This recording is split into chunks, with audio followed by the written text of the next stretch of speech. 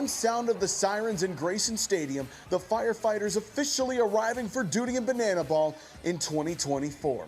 The third team to join the game, along with the Savannah Bananas and Party Animals, a group much different than those two Titanic brands. One representing grit, heroism, risk-taking toughness. Logan Lacey becomes the 5th player in Banana Ball history to pull off a backflip catch. And honoring the heroes who run into the blaze across all of our communities. It means so much more than I could have ever thought. To everybody laying it all on the line, couldn't be more blessed. Firefighters of the night are welcomed alongside Parker Nolan, Val Perez by Zach Watson. It represents hard work, it represents discipline. Honor those people by how hard you play. Do not take that for granted. Led by Val Perez, a 10-year firefighter in Corpus Christi, Texas, and longtime Bananas and Christian Dearman and Dakota McFadden. My dad's been a fireman for over, probably 50 years now. My uncle's been in the fire department for a long time. Never give in, doesn't matter what the situation is. And you know these guys never back down. They're coming to save everyone that they can. Being the son of a firefighter, being the nephew of a firefighter, and being a friend of so many different firefighters, it feels like this was meant for me. Fighting the flames for 19 games in 2024, a year of history for the Firefighters. Dakota McFadden, the first home run in the history of the Firefighters franchise. Under the leg to Brito at second. A trick play, and the first win in Firefighters history. Ham is tagged out, and the Firefighters have won their final game of 2024. And it's the perfect ending for the boys in red and yellow.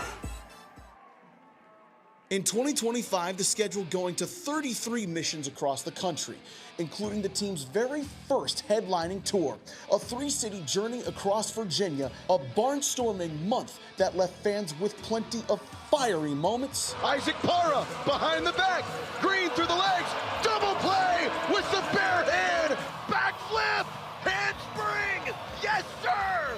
Into center field, is it gone? Oh my goodness! Noah Bridges is the hero in Salem! And a host of new characters, like mascot Bo the Beaver, and the first ever Dalmatian Bat Dog. Chief! Yeah! The blaze spreading to major proportions. The Firefighters playing in 10 major league ballparks, with their first ever win in an MLB stadium coming in Denver last August. The Firefighters stop the Nanners' winning streak at 14 games, and they take game 2 here in Coors Field in showdowns. And they gave us one of the most emotional nights in Banana Ball history. We pause to honor and remember, reflecting on the lives forever changed on September 11th, 2001. And tonight, we honor both the lives that were lost and the lives that were saved because of the selfless actions of first responders. Firefighter John Listella.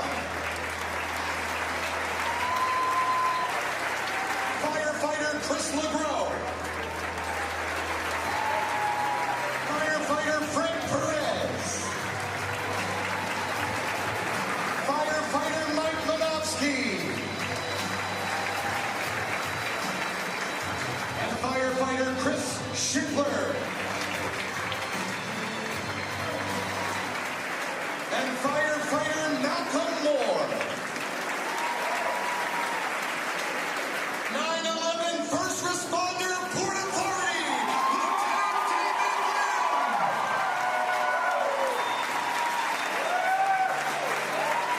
And 9/11 first responder Lieutenant Eric Rivera. And 9/11 first responder Tom Aiken. And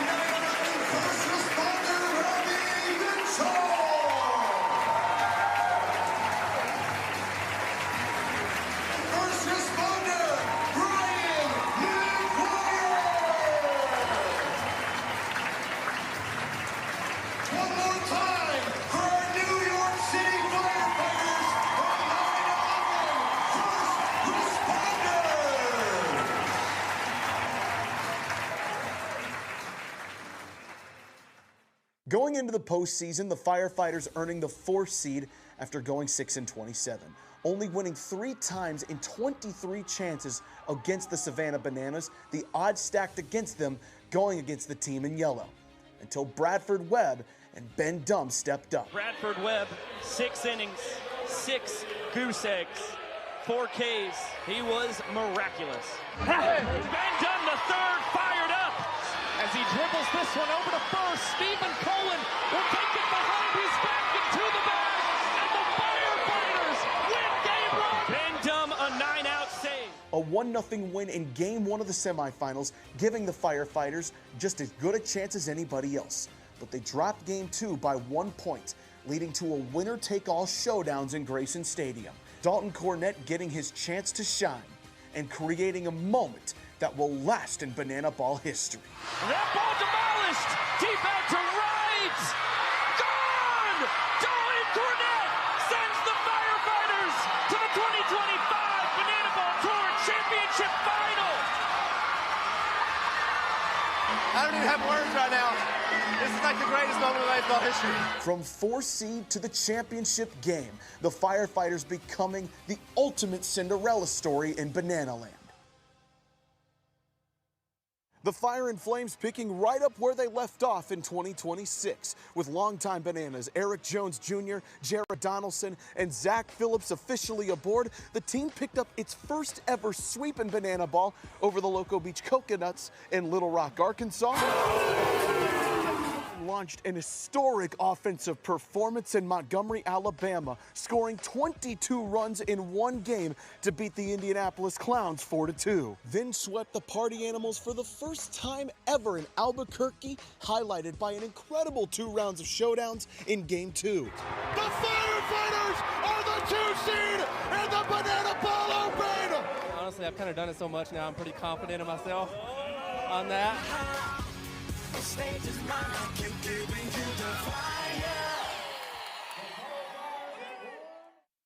When you enter the fire service, you're entering a brotherhood unlike any other, and you're trying to be the one who is going to save somebody's life every single day, and you're in those high-stress situations. That is a bond unlike any other. So remember, when you put these jerseys on, who you represent. Take honor in that, take pride in that. When you enter this locker room, you've officially entered the brotherhood of the Banana Ball Fire Department. And let's take pride in that. On his first swing with the Firefighters, EJ pumps it! Jared Donaldson strikes out the side, his first frame against the Nanners.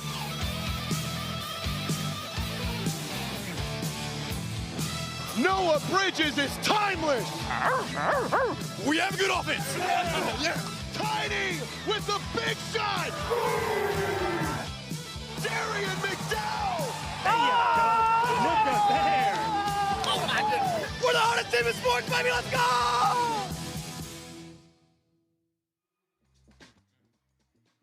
After a wet and wild thanks to the Reedy River Falls, a beautiful totally afternoon transformed. descending upon us in Greenville, South Carolina, where the fieriest fans in the world join us at Firehouse Floor Field for the rubber match of the Firefighters and Indianapolis Clowns. The Fire and Flames winning with a lightning bolt of a swing from Dalton Cornett night 1, but the Clowns pouring on runs in Game 2, much like the raindrops fell last night. So who brings the storm big enough to win the series? It's the Firefighters. It's the Indianapolis Clowns, live and in living color.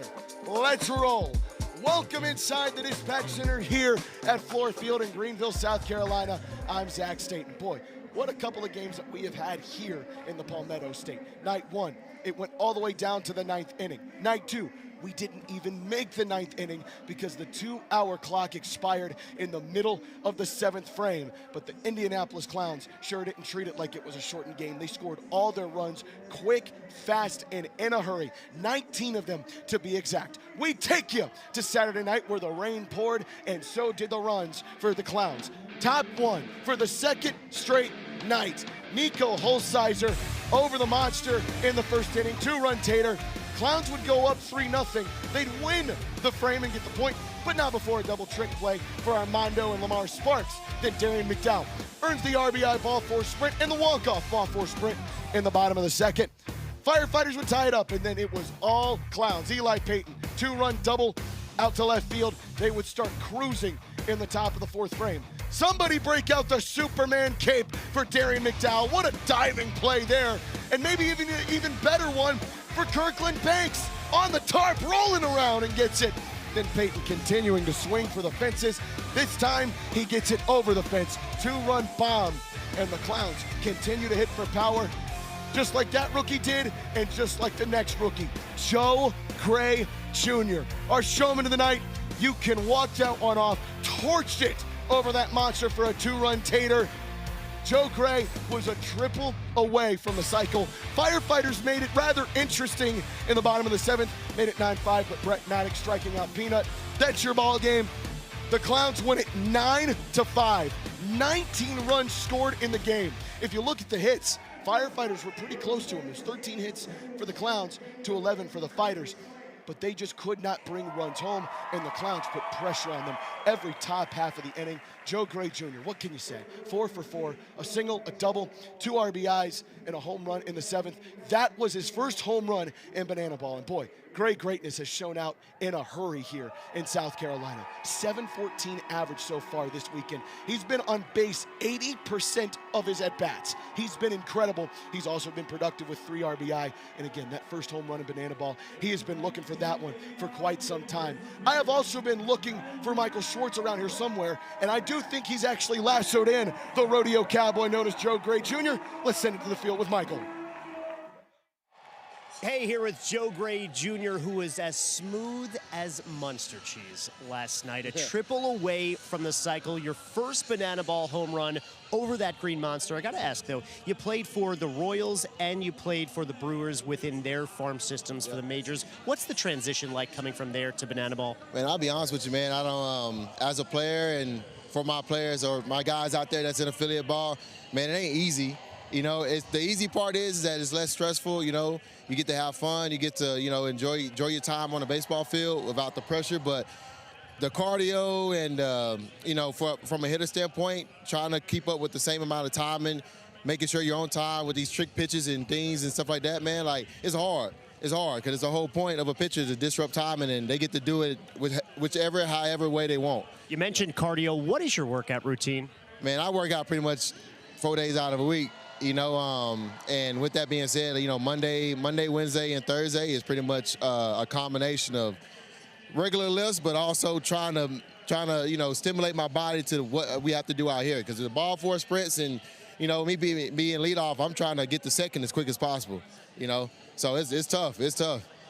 You're doing it well. Let's keep it up. The ball's flying like jet engines over that Green Monster. Hey, Green Monster, he is not afraid of you. Never. He is not afraid. We'll never be afraid. Never be afraid. Monsters on wheel. Monsters on not wheel. We'll send it back up to you. Michael Schwartz, thank you very much. I don't know what happened there at the end where you got the accent, but wherever you pulled that from, it was a nice job. The fans are pouring in here at a Floor Field, just north of 5,000, all over the berm, all over the seats here in Greenville, South Carolina. They're ready to see Banana Ball. So are we, and we need to introduce you to the rules of this beautiful game. Here's the big man, Jesse Cole. Banana Ball is the fastest and most entertaining show in sports. And the 11 rules guarantee the most fans-first experience every second. Unbelievable! Welcome to the Banana Ball Championship League. Rule number 1, win the inning, win the point. The team that scores the most runs in an inning wins the point. It's a walk-off winner to the deepest part of the field. Oh, my goodness. With the equalizer point, trick plays provide the away team an opportunity to earn a point going into the final inning. And in the final inning, every run counts as a point. Rule number 2, Banana Ball has a 2-hour time limit, guaranteeing that every game is fast-paced and action-packed. Rule number 3, no stepping out of the batter's box. If you do, it will result in a strike. Max stepped out of the box, and because he stepped out of the box, that's it. Rule number 4, no bunting, because bunting sucks. If you bunt, you'll be thrown out of the game. Rule number 5, batters can steal first base. Ball 3, Gideon taking off for first, throw from Leroy in time. Rule number 6, there's no walks. Walks are ball four sprints. The batter can advance as far as they want until every position player touches the ball. Those defenders have touched the Banana Ball. It is a 4-base sprint to open up the ball game. Rule number 7, no mound visits. Nope. Rule number 8, foul balls caught by a fan count as an out. Oh, they caught it! They did! They can't caught it! On the third point! We're doing a showdown! Rule number 9, the showdowns. In showdowns, the best of the best face off in the biggest moment. One hitter versus one pitcher with one fielder behind him. And the hitter has to score. Deep to right center. See you later. Rule number 10, the banana ball challenge rule gives the coaches and you, the fans, a chance to impact a call on the field. Rule number 11, the golden batter. Once a game, each team can give any player an at-bat regardless of the lineup. This offers the biggest matchups on the biggest stage. Big on big. Gamer, it's gone! It's gone! It's gone! Get out of here, ball! That thing had a family! And those are the rules of banana ball. Jesse Cole, thank you very much. The banana ball rules have now been established. They are ready here for it in Greenville, South Carolina, as Shadow Ball has just gotten concluded for the Indianapolis Clowns. Let's take a look at the Banana Ball Championship League standings. There has been some moving and shaking and shuffling in the standings over the last couple of days here on one of our first 3-game series weekends here in the league. Banana's still very much at the top, 11-1. They're outstanding. Firefighters, even with the loss last night, still a full game up on the Coconuts for second place. But the Nuts have moved into second place, now taking the series with the Texas Tailgaters, who, as you see, they have the X next to their name. Cannot stress this enough. They're already into the playoffs, having won the inaugural Banana Ball Open. The Clowns are now in 5th. They're knocking on the door. But again, this is why that Banana Ball Open was so important, because you got to get into that top 4, really the top 3, to make yourself comfortable. So the Clowns, if they win it today, boy, they could have a lot of fun in the playoffs. We're having fun on the field here in Greenville. It's none other than the Calendar Crew. Put your paws together for our boss, the official bat dog of the Firefighters, Chief. He's known as nature's firefighter and our highest achiever. It's our tumbling mascot, Bo the Beaver. And finally, the Firefighters' lead singer, Sam Tenez.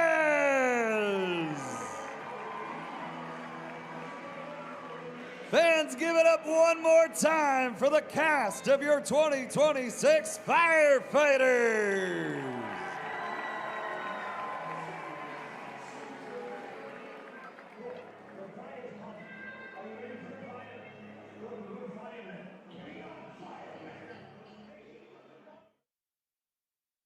Going back into the station to get ready as the Fire and Flames are about to enter into the stadium here at Fluor Field. Well, hey, this is not the first time the Firefighters have actually been here to Greenville, South Carolina. They played a multi-game series back in 2024 right here in this stadium. That was their first season in Banana Ball. They had their final game of 2024 right here. It was a showdown thriller that they won, and they very much treated it like it. Our own Maddie Warren talked to a few of the players who are still here today from that 2024 squad, and they reflect on a night they still remember very fondly.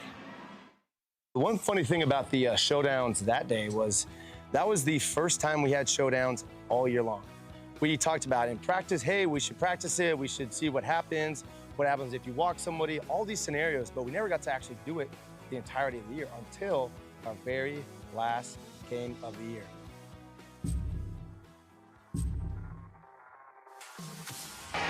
Logan Lacey. I got out there and I went out there looking for a certain pitch. Got the pitch, not the location I wanted, but hit it right down the line, and the rest is history. The Party Animals headline tour will face Drew Gillespie. Lacey deep into right. What a drive. A-Cup on the sprint. Lacey drops the trailer pass first. I was gassed. When I was coming around third, I do remember rounding second, and I'm like, no way I'm about to make this. Logan Lacey puts the Firefighters up 3-2. That could win it if Reese Hampton is not able to answer here. Hampton Hampton will face Marshall Schill, who was nails in the 8th and the 9th. Hampton deep to center field. Hampton drops it. Parker Nolan is there. The throw to Schill. Schill has to throw home. They can gun down Hampton there. Hamp is tagged out, and the Firefighters have won their final game of 2024. I remember being at the bottom of the dog pile and getting my ribs crushed, and I was like, please don't injure me. I want to keep playing next year if that's a possibility. And but I do remember, like, when we did win, like, the amount of joy, even though we didn't have the best season, we took a lot from that game, and we knew going into next season what we had to do to get better. From 2024 till now, Banana Ball has obviously changed and grown. But especially for the Firefighters, that win in Greenville felt like the start of something nobody could have imagined for what would soon become the Banana Ball Championship League. Jesse was able to openly shout us out and say, hey, for you guys to come back for one of the hottest teams in Banana Ball, the Party Animals at the time, to be able to come back, have that fun, be able to go right after them, shows that this league can be something. For a firefighter, Brandon, was amazing because, you know, it wasn't the season we all wanted because we were so brand new to all this. So being able to end on that high, kind of having the offseason go, like, you know what, we felt good about it, we can figure it out. I mean, the guys wanted to win. We knew it was our last game. We went all out. We had guys doing diving plays. We got Matt Wolf, 36 years old, doing one of the most unbelievable diving plays I've ever seen in my life. Guys wanted to win. Like, we wanted it so bad that game, especially ended off the year. So you could see all the guys, they were having fun, they were playing hard, and it was very important for that win.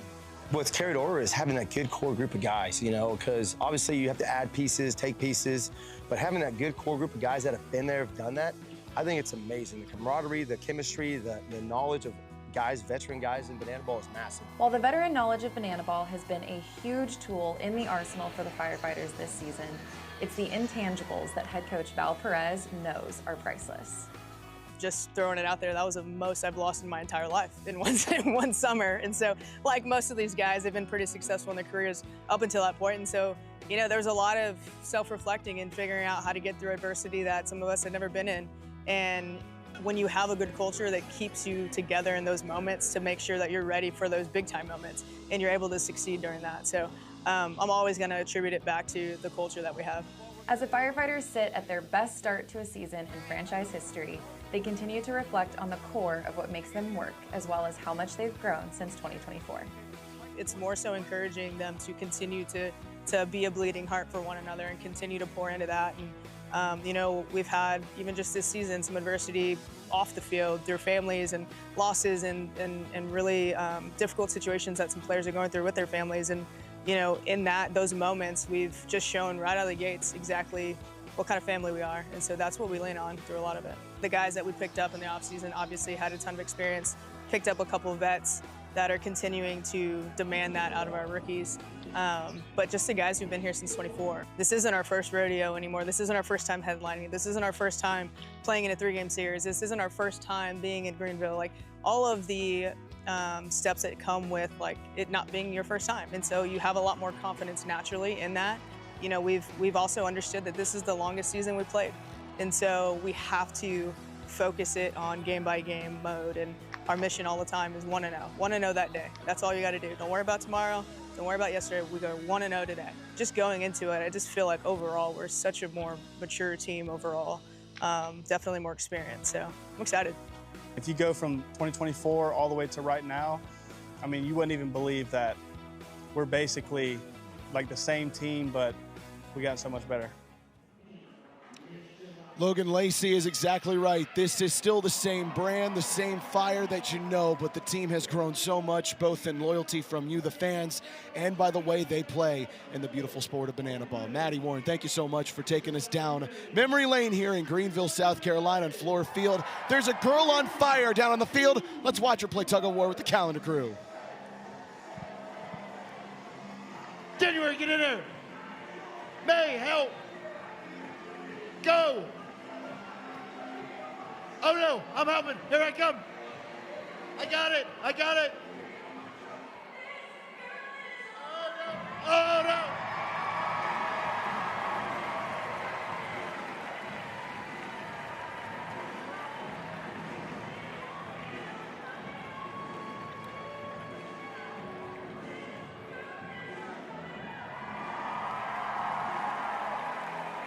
Make some noise for Evelyn, y'all.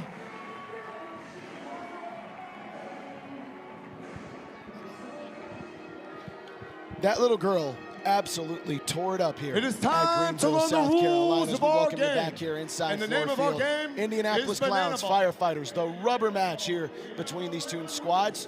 This is their 5th game against each other this year. They're actually 2-2 there, and they're 1-1 on the weekend. The starting pitchers for this glorious afternoon in the Palmetto State, Nick Wilson, making just his 2nd start on the World Tour. He started in the Banana Ball Open as well against the veteran of this bad boy, Jared Donaldson.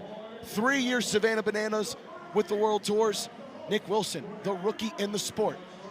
Donnie, if you look at this, he's got a little bit more traction on the tires just this World Tour with 17 2/3 innings pitched, and he has been absolutely tearing it up with strikeouts, 16 Ks on the year. Coming into this weekend, that was good enough for 3rd in the Banana Ball Championship League. We'll see where he ranks now as we go out of the weekend. Nick Wilson, they've been looking for that 2nd and 3rd day starter. He might very well be able to do the job. He's been really good in the back half of the bullpen. Now as the starter, what can he do? 10 strikeouts to just 8 hits on his ledger, and a 2.25 ERA is quite good. There's your pitching matchup. We're back right after this.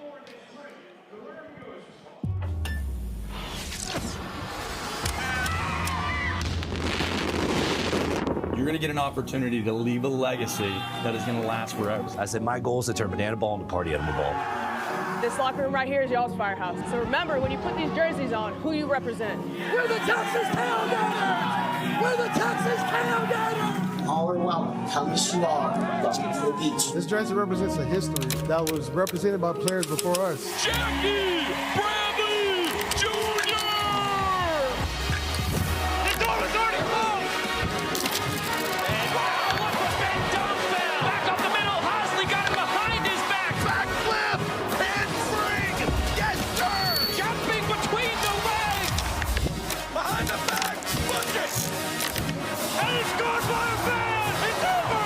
The Texas Tailgaters have won their first game in franchise history. Blue there. Deep left field. A rainmaker from Ashby Vining. Super Reed. Are you kidding me? And the Savannah Bananas will be the #1 seed with the game on the line. That ball to Vallis. Gone. Dalton Cornett sends the Firefighters to the 2025 Banana Ball Tour Championship Final. Skull. Deep right center field. Jake Skull to right. Again. Bouncer to Swan. He goes between the legs. The Party Animals have won the first ever Banana Ball Tour Championship.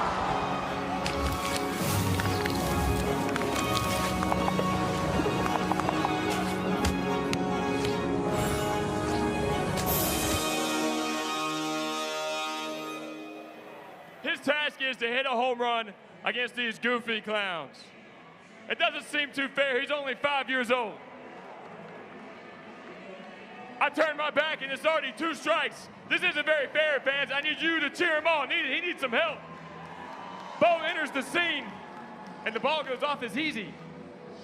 But he does steal it and secures it and goes to place it on the tee. Now it's a fair shot for Luke, and he hits a foul ball. Foul ball, Luke, foul ball.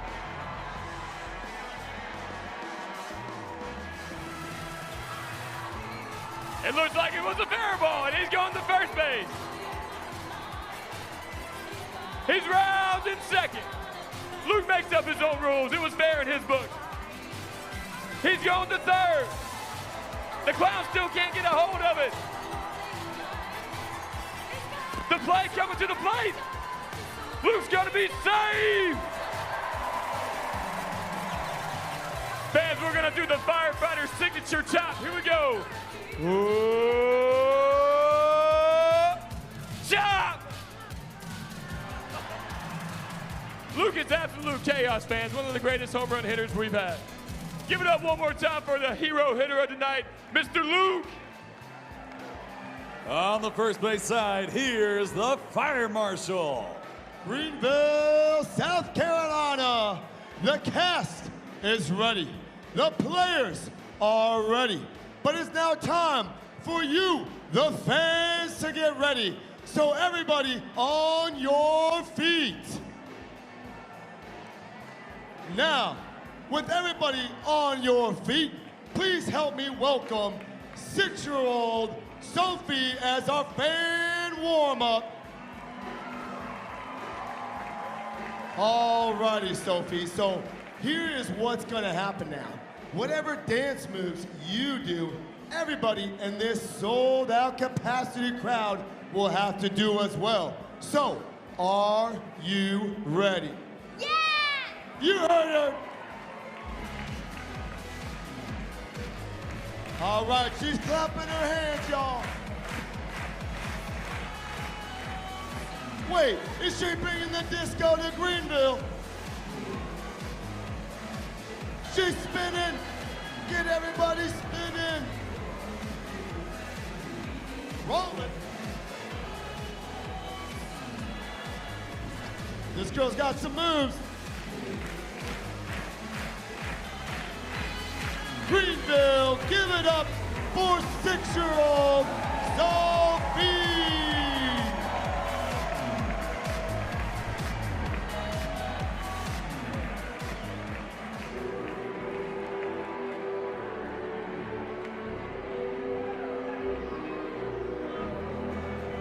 Ladies, gentlemen, boys and girls, hot shots and smoke shows from around the world.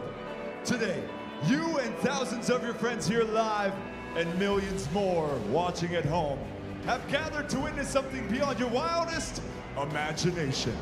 From sparks to sirens, from the station to the stadium, firefighters from across the globe have come together to witness this.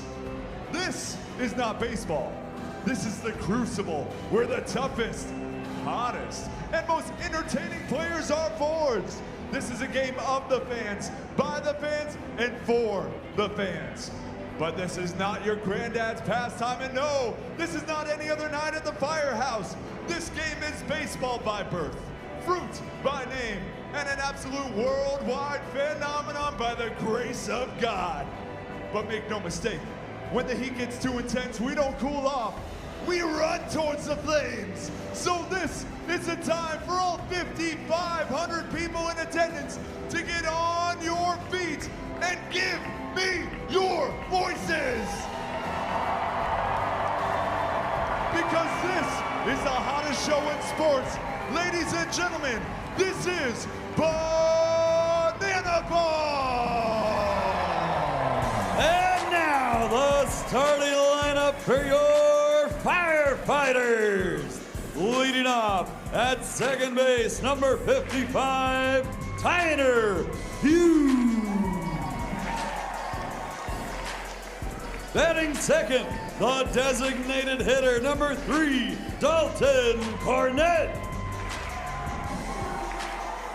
In the 3-hole, manning the hot corner, number 11, Logan Showtime Lacey. Batting cleanup, behind the plate, number 4, Eric Jones. In the 5-hole, the extra hitter, number 0, Lamar Sparks.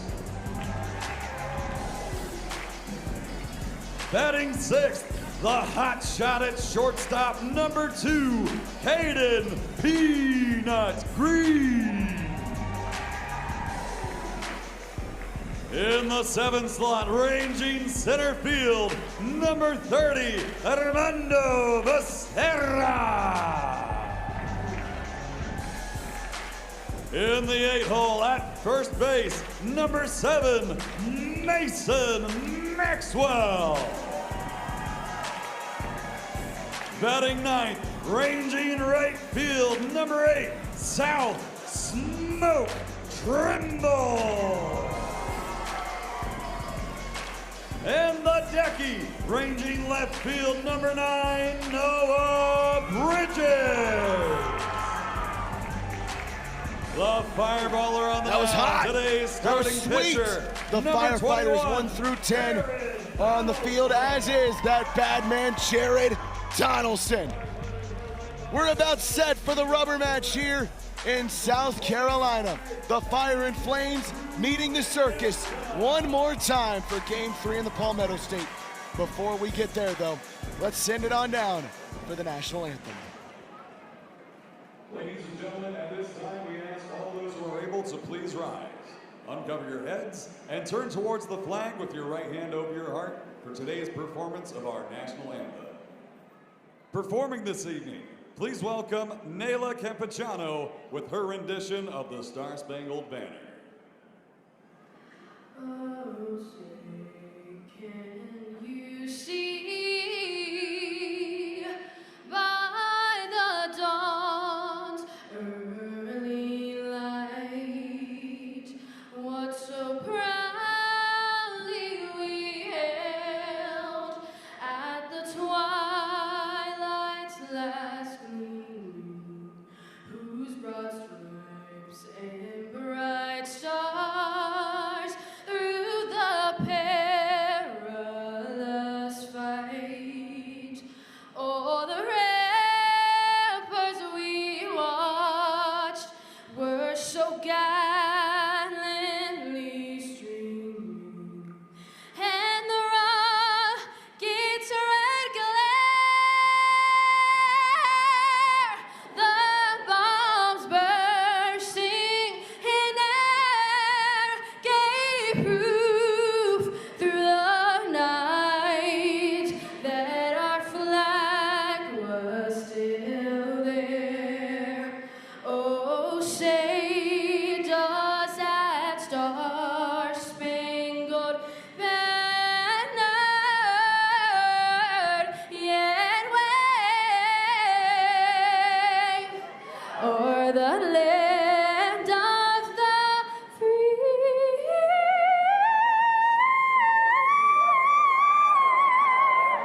and the home of the brave.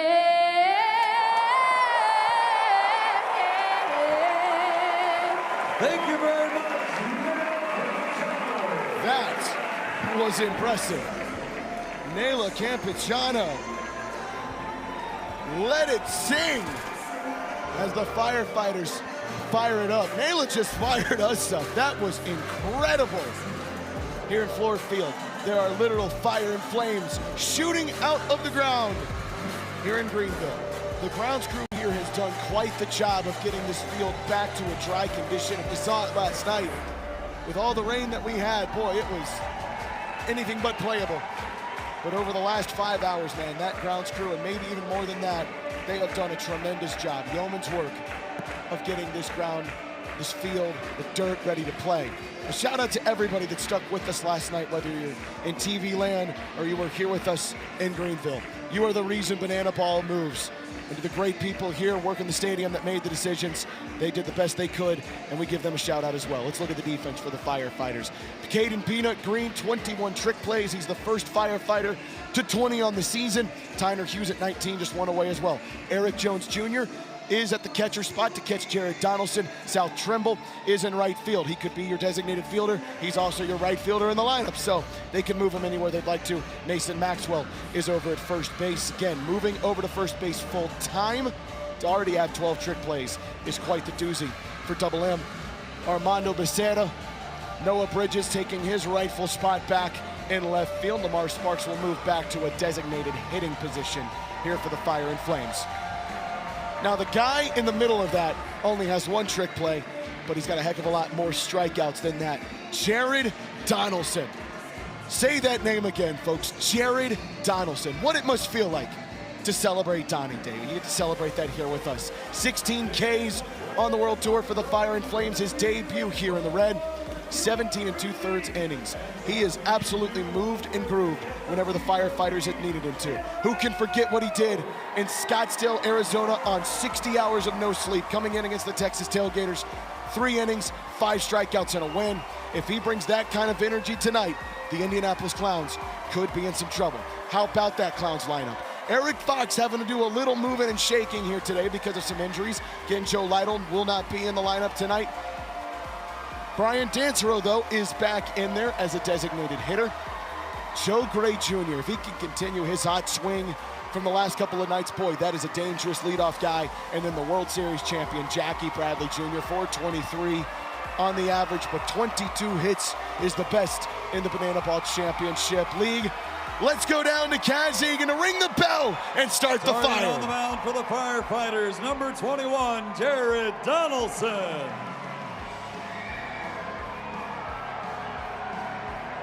Down on the first base side, here's Kaz.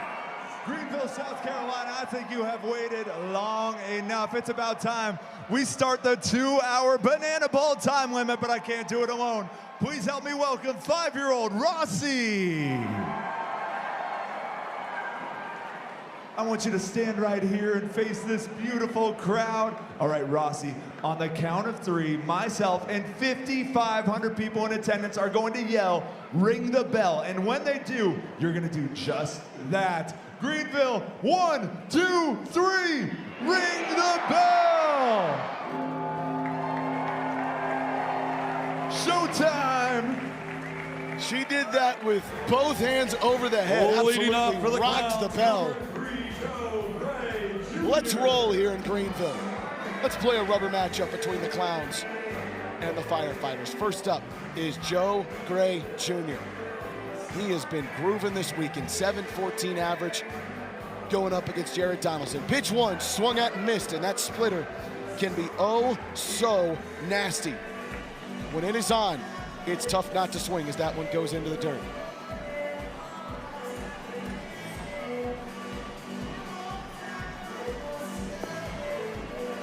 Donnie wanting that one, not there. He has been excited to go on a Sunday start. Loves these day games, says it really doesn't give him a ton of chance to sit around and think about the start, as that one touched the outside part of the black. He can just get in there, get what work he needs to get done with our trainer, Sydney Neighbors, get his mind right, and get rolling. 2-2. Joe Gray fouls it, and he stays alive. Joe, by the way, told Michael Schwartz a pretty interesting story. He and Brian Trepanier actually played each other when they were just teenagers in a World Series. So a little familiarity here as that one sails high. And the first count of the game goes up to 3-2. Joe has gotten on base each of his first plate appearances this weekend. And he'll do it again. That one bounces away from EJ. So the ball 4 sprint defense, all 7 fielders behind the pitcher, has got to touch the banana ball before they could potentially tag out the runner, and Joe Gray easily gets to second base. So for the 3rd straight day, the leadoff hitter, Joe Gray, is aboard in the first inning.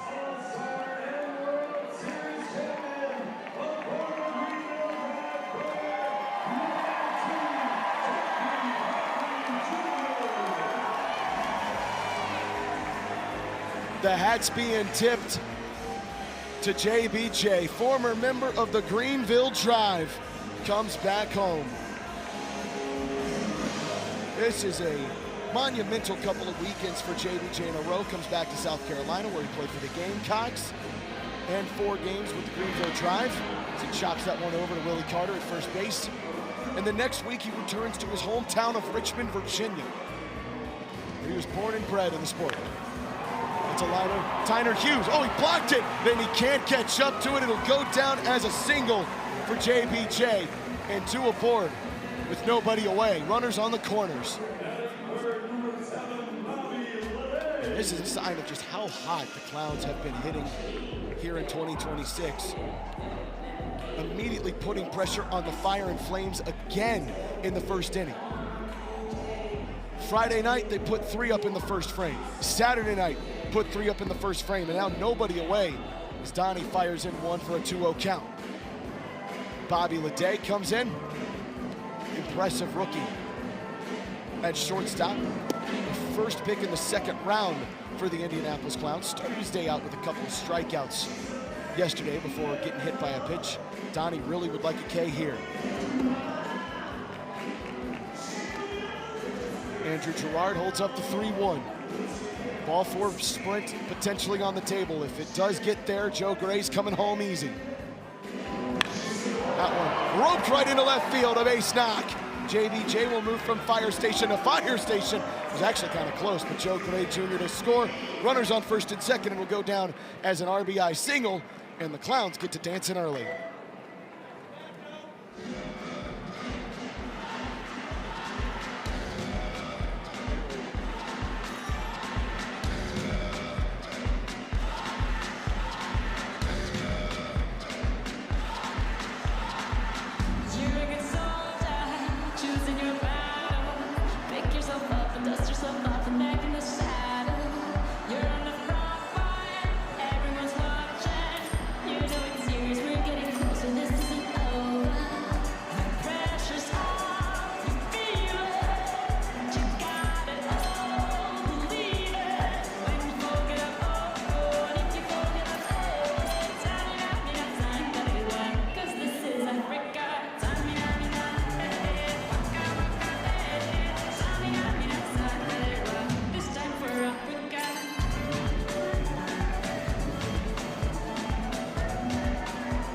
We've stopped the banana ball to dance to some Shakira. And why wouldn't you do that? If you don't dance when Shakira comes in, I don't know if you're human or if you have a heartbeat.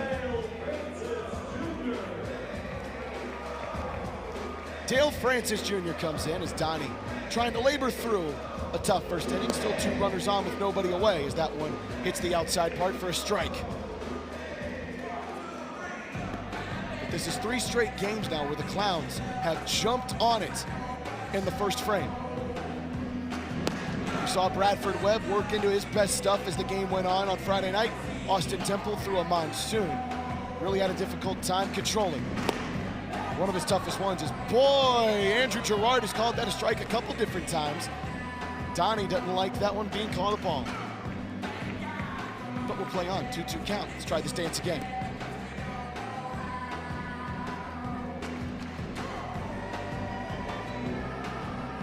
So another full count.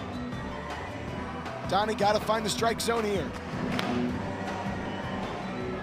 That is foul. We can try this one over again. One thing that the Firefighters have really had to deal with, high pitch counts. Yesterday, through 212 pitches, according to our statistician, Blake O'Hare. Logan Lacey just sends it over the old-fashioned way to Mason Maxwell. And one retired as Peanut lays a tag down, but not nearly in time. JBJ moves up to third, and Bobby Leday up to second. And now maybe the most dangerous first inning hitter is Nico Holsizer. Friday, 2-run bomb over the Monster. Saturday, 2-run bomb over the Monster, and they were both in the first inning. I'm sure the Firefighters have his name circled many times. Got that open jersey, a la Dan Oberst.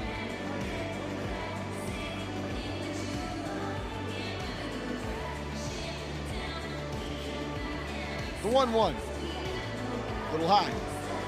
Wind beginning to pick up, but it is a much better day today. Few clouds in the sky, but no rain threat in sight. Nico, he wanted that 3rd homer of the weekend. It won't happen there. Fouled off, 2-2 count. Great crowd on hand here. And that's a big swing and miss. Beautiful slider there from Jared Donaldson. Breaks away from that splitter. And there are 2 retired. Boy, if they could limit the damage to 1, that could be massive. It's a great pitch, and Nico Holsizer even said to himself, look at the nod of acknowledgement there. Good pitch. Chris Burgess steps on in. Can he continue the damage?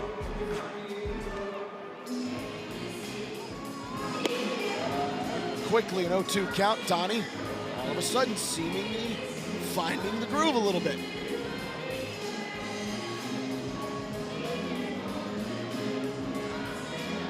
The 0-2, knocked up into center field. Armando Becerra got a beat on that one, and he'll bring it in the old-fashioned way. So no trick plays, but 2 runners stranded for the for the Clowns, and the Firefighters just need 1 run to the bottom of the frame to negate the inning, and 2 to win it.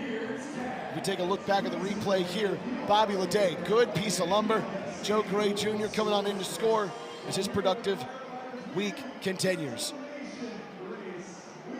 The defense for the Indianapolis Clowns is led by that man who just had the first RBI of the game in Bobby Leday. 21 trick plays in his young banana ball career. Again, this is just, we're under 15 games for him in banana ball, but he's been unbelievable.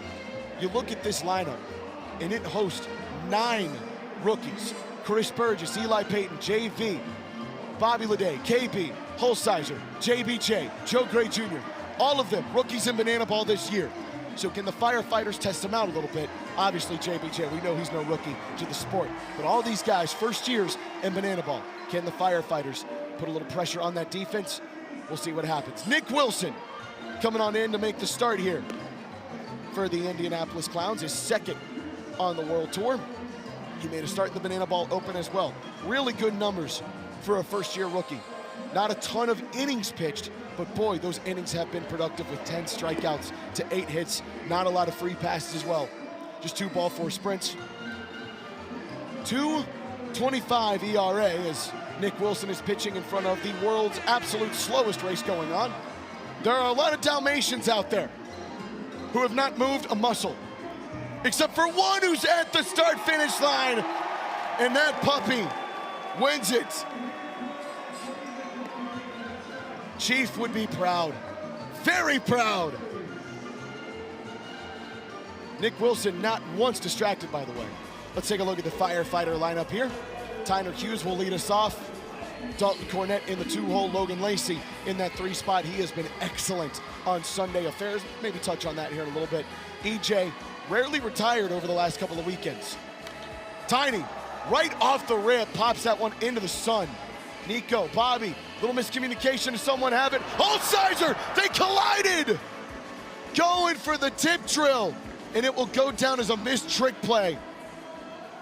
Hope everyone's all right down there. Look at this. Holsizer going for the tip, and Bobby Leday right there. They couldn't find it in the sun. And now the inning-winning point is standing in the batter's box. Dalton Cornett, the hero of night 1. An 0 for last night, 0 for 4. Could really get those ghosts out of his head quick, fast, and in a hurry. Man, he has been one of the best hitters in the sport over the last month.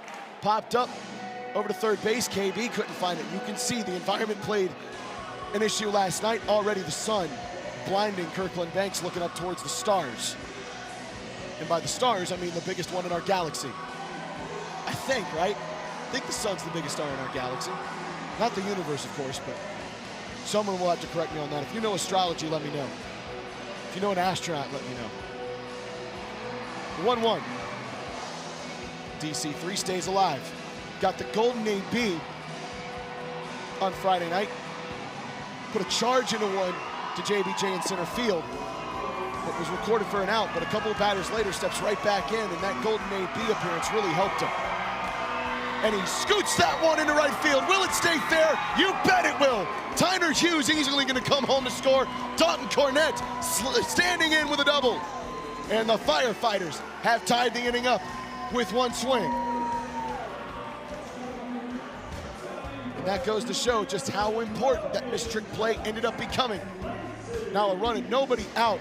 Drew Yanesta trying to get all the gear from DC3.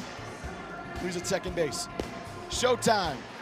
The first banana baller to conquer Fenway Park's monster. Would love to conquer it here in Greenville as well. Boy, puts a charge into that one, but Kirkland Banks gets it. Ball gets away from Jalen Vasquez, and DC3 trying to scoot on over to third, and he will do just that. So the line out actually turns out to be a little bit productive for Logan Lacey. And now Mr. Jones and me sit around and tell each other fairy tales. He could write a very real comeback story here in the first frame. That one popped up into right field. That might be deep enough to score. DC3 from third. Joe Gray throwing for all he's worth. It's off target, and the Firefighters win the inning 2-1. EJ, a sac fly. South Trimble and Mason Maxwell are at home plate with Bo the Beaver and a host of other Firefighters. Oh, we're pushing up. Oh, Bo's about to get a pump. Let's stay with it right here for a minute. Bo the Beaver, what you got?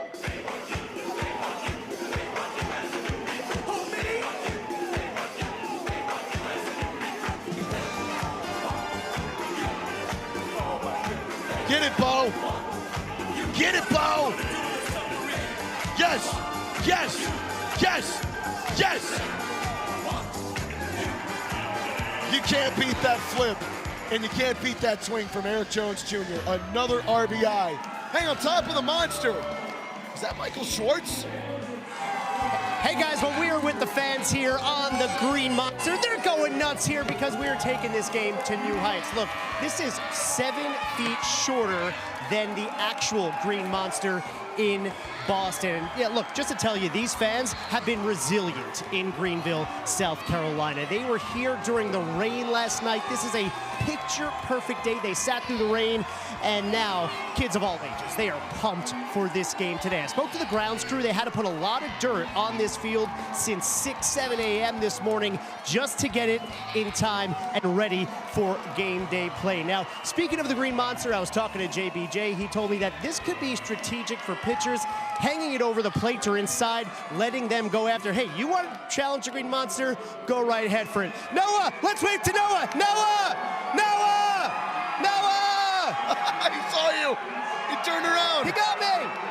He did get you. Michael Schwartz, thank you very much. Also, y'all hear what time he said they were putting the dirt on? 6-7. Cool. I love it. Let's start here the second inning with Eli Payton, who had a big homer last night. What a play from Mason Maxwell at first for the first trick play of the game. Sicko stuff there from Double M.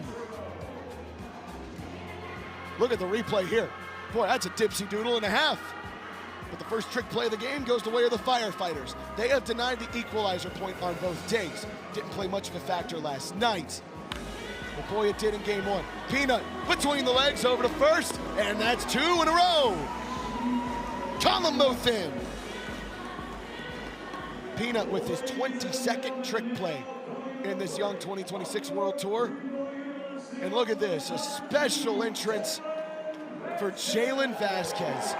Played some college baseball here at North Greenville University after a couple of seasons at South Carolina.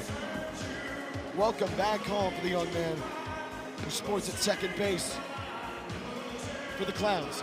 If Jonathan gets on his horse, it's going to be a very quick inning. And touch the outside part of the black.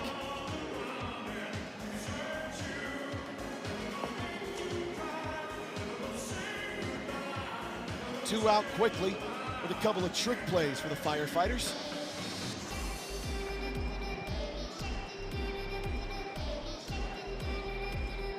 Two, 1. Good eye from JV. Donnie flirting with the ball for sprint.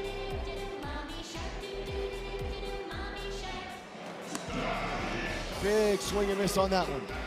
And the count works full. Payoff pitch coming.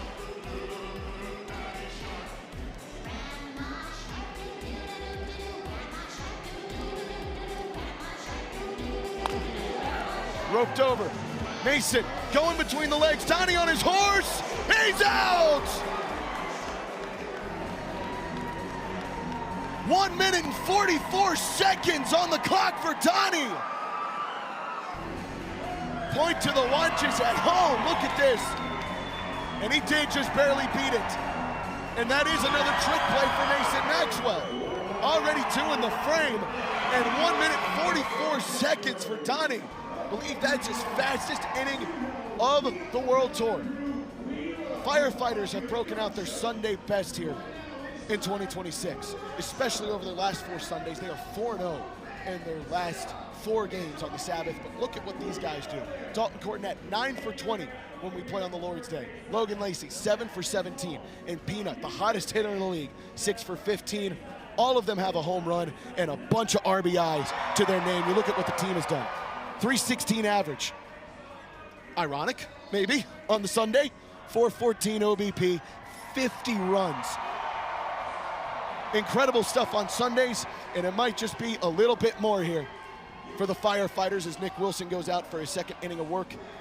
Mikey Spandex is firing us up on the dugout.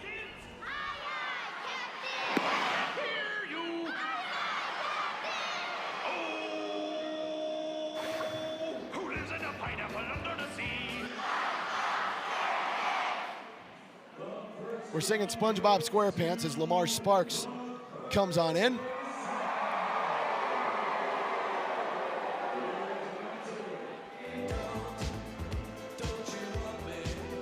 Lamar, boy, that's a heck of a frame job from Chris Burgess.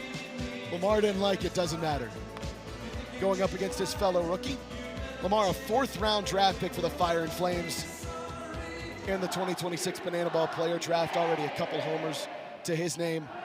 333 average. He has been absolutely tremendous in his first 14 games here in Banana Ball.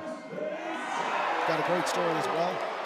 His father, Pat, got to come see his son play for the first time in Banana Ball last weekend in person when we were at Grayson Stadium. Said it was an awesome time. Pat and his wife, Jenna, adopted Lamar, and they have been great parents for him. Can't wait to go visit them in Texas here in a couple of weeks' time. Lamar stays alive with a lightning-quick foul ball. He's also got a younger sister, Jency, who is adopted. She battles cerebral palsy, and Lamar says that she is his rock. His biggest fan, and you know he is her biggest fan as well. Full count. And a swing and miss. So a strikeout, the first of the game for Nick Wilson. And now, after a 1-game break at the top of the average department, the best average in the sport comes on in. Caden Peanut Green. 9 games in a row, he has had at least one base knock. In layman's terms, it's a 9-game hit streak. Big time swing from Peanut. Last night went 3 for 4, but that one was a strikeout to end the game. You know he wants to make up for that one. Peanut's been so good this year at not doing too much with it. Just getting barrel on ball and letting it take from there. He does have a home run. Of course, you saw that in the Sunday best. And a nice keen eye there. Works it to a 3-1 count. Ball 4 sprint would do just fine. Maybe this will as well. Blooped up, center field. JBJ is there. He moves so effortlessly in center field. And now the firefighter of the day.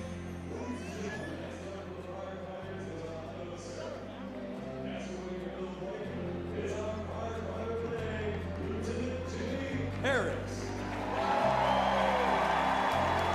Driven by a passion for public service, Jimmy has proudly served your community at the Greenville City Fire Department for 45 years. Then please make some noise for our firefighter of the day, Lieutenant Jimmy Harris. Jimmy Harris, decades of service to this great community, 4.5 decades to be exact. 45 years. A salute to you, Lieutenant Jimmy Harris. And he walks up Armando Becerra to the plate.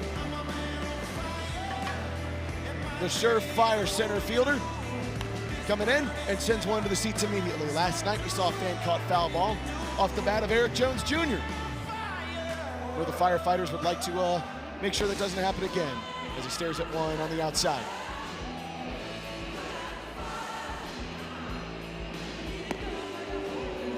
Armando didn't like it, but that is a strike, and quickly it's a 1-2 count. You know Armando will keep a very calm presence as that ball rolls underneath the fire launcher. He thought for a moment about stealing first, doesn't do it.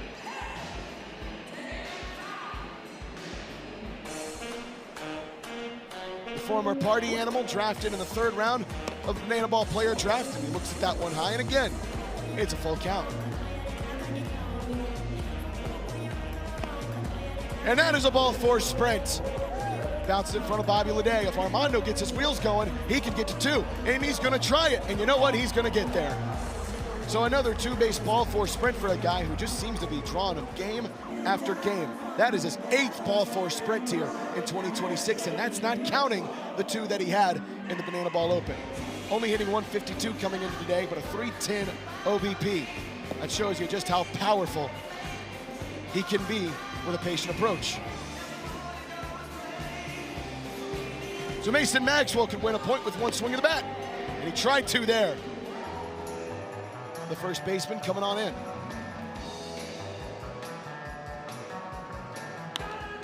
fights that one into left field, and it will land on top of Reedy's clubhouse for a foul ball.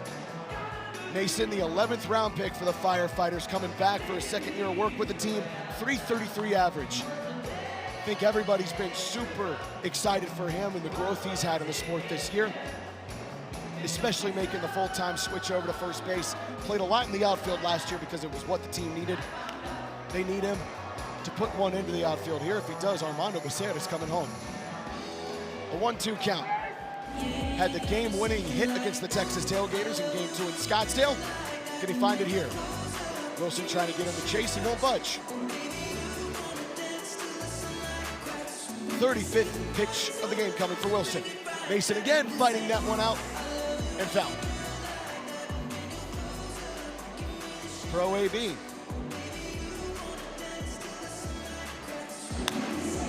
Right back up, but that's way too high. Bobby Leday, tip drill over to Jalen Vasquez, and you can call that one in for the first trick play of the game for the Indianapolis Clowns.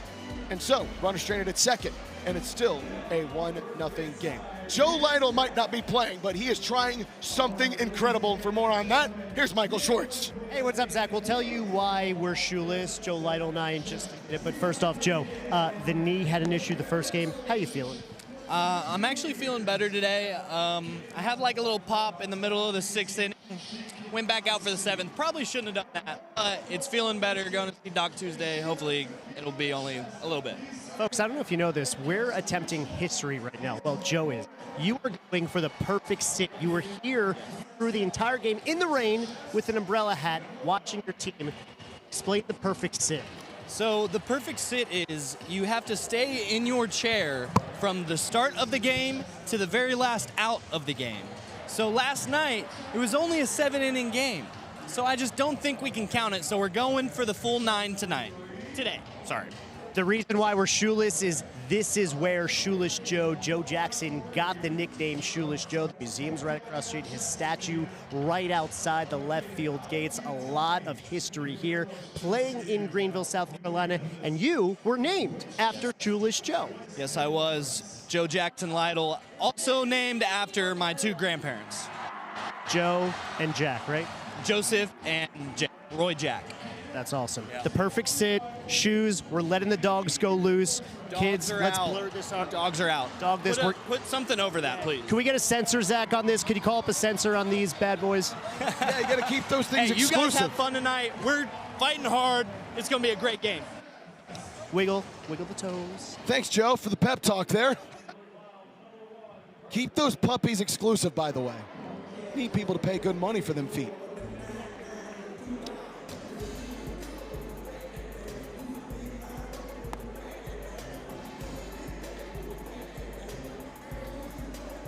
I don't even know how to respond to the feet shots there, but we hope that Joe Lytle can actually complete this perfect sit. And do hope he can also get back quick, fast, and in a hurry. A 2-0 count quickly to Kirkland Banks from Jared Donaldson. Clean inning in the second frame, not allowing a base runner. Trying to fight against that here. Kirkland Banks, a big double in game 1, and then that tremendous catch on the tarp in game 2. Skies that one into left field. Noah Bridges, a little bit of a late break, but still there. Tip drill, you bet it. Call it in. 4th trick play out for the Fighters. It's the first one for the outfield and Noah Bridges. Armando maybe trying to race in there to get a double trick play. We'll just keep it at 1 for Noah. Joe Gray Jr. on the base pad with the ball 4 sprint. Logan Lacey behind the back, over to first. Oh, in time! Call it in! That is why they call that beautiful man Showtime. Behind the back, into the dirt, and that's an impressive grab of the glove for Mason Maxwell. Way inside on JBJ, who earned his trip to the bases with a single, his first plate appearance up today. But Jared Donaldson, after a little shaky start, boy, he looks much better here.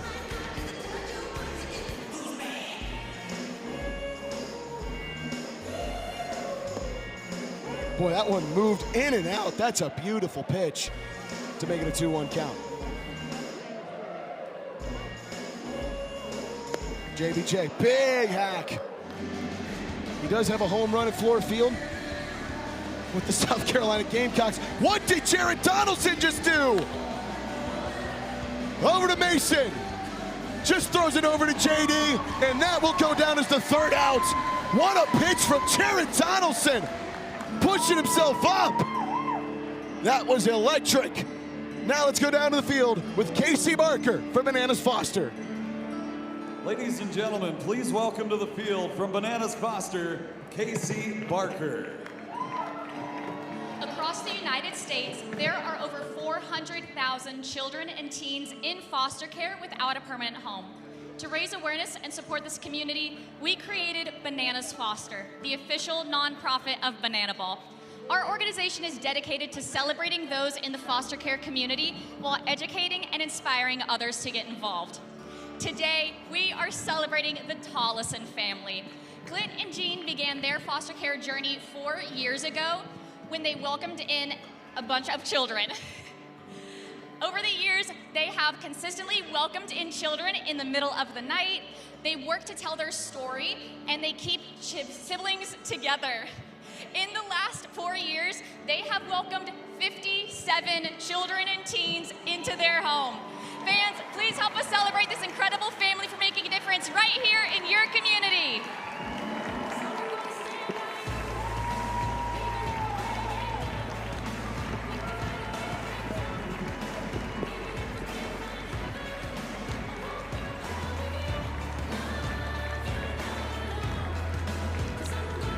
A beautiful sight here at Floor Field.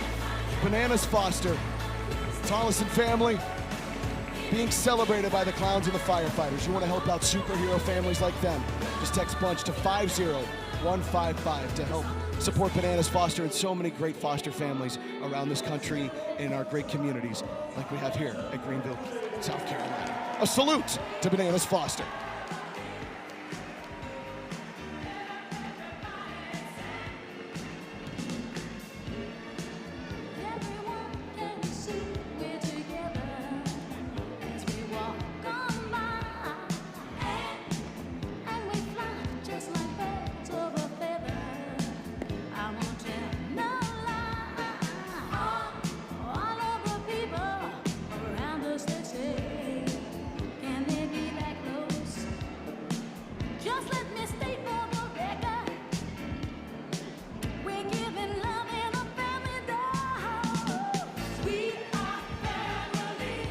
And welcome to the April 26th Firefighter lineup draft here at Floor Field, a tradition unlike any other. And there's a lot of consternation as to what Val Perez will do with the top of the lineup here at Floor Field. Does she go with a surprise like Garrett DeClue taking off the show collar lineup? Let's find out.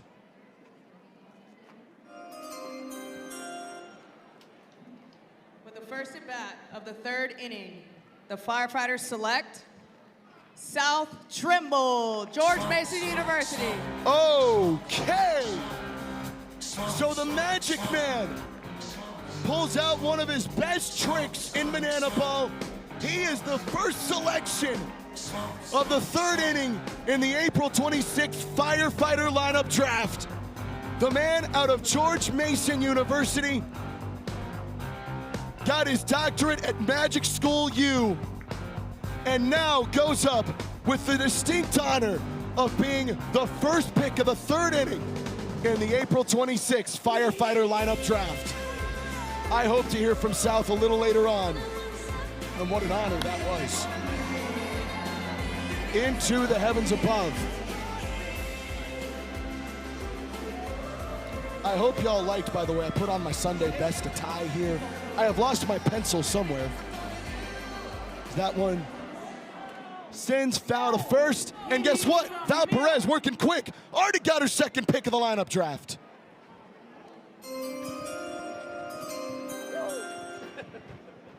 With the second at bat of the third inning, the Firefighters select Noah Bridges. The dreamiest boy in Banana Land. a fan franchisee, a native of North Carolina, but trained in Hey Baby and yellow here in Banana Ball, gets the big hug from Val Perez as the second pick in the Firefighter lineup draft. What an honor and distinction for a man who just keeps getting more stuff. Where did my pencil go? South made it disappear.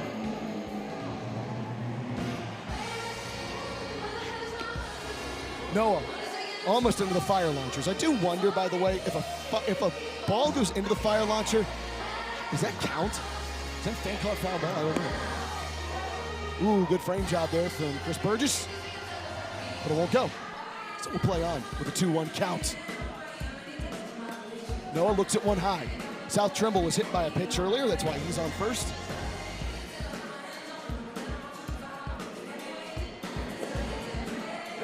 It's a ball four sprint, and the Firefighter lineup draft has proven to be very productive as Noah sliding in with a two-base ball four sprint. I found my pencil! And look, another pick. Val Perez, her third of the inning. Let's find out together.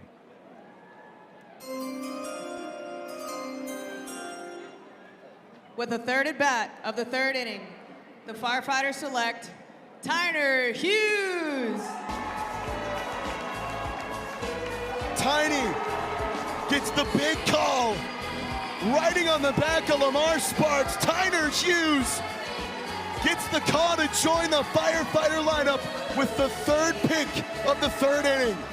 10th round pick in the Banana Ball player draft, but that man has rightfully earned it here. On a 9-game hit streak, Tyner Hughes.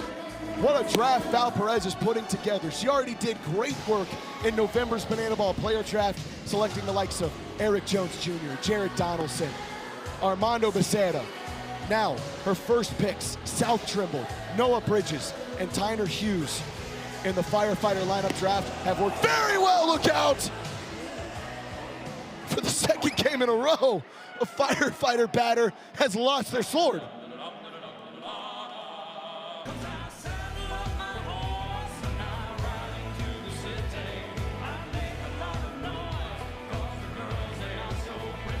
Get a grip on that one, Tiny.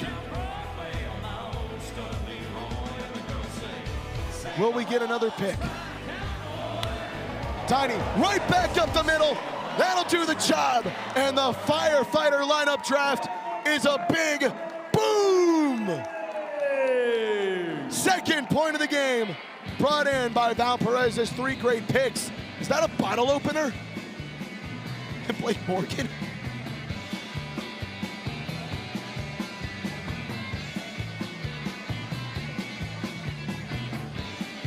Sweet. Let's get a little early swirly here. Here's Kaz. Greenville, if you were ever bullied in high school, middle school, grade school, this game is gonna bring back some memories. This one is called the Burly Swirly. We have some Firefighter fans and some Clowns fans. They are going to pick up their kids, run to each bucket, dump their kid's head in the bucket at each location, and drop their kids off at the pool by home plate. All right, pick up your kids. On your mark, get set, go! Who is going to win? Will it be the Clowns fan? Will it be the Coconuts fan? That's right. Give that kid a swirly. They're running to second base. The Clowns fan has a little bit of a lead. Will the Firefighter fan be able to make it up? This Clowns fan is holding on to the lead.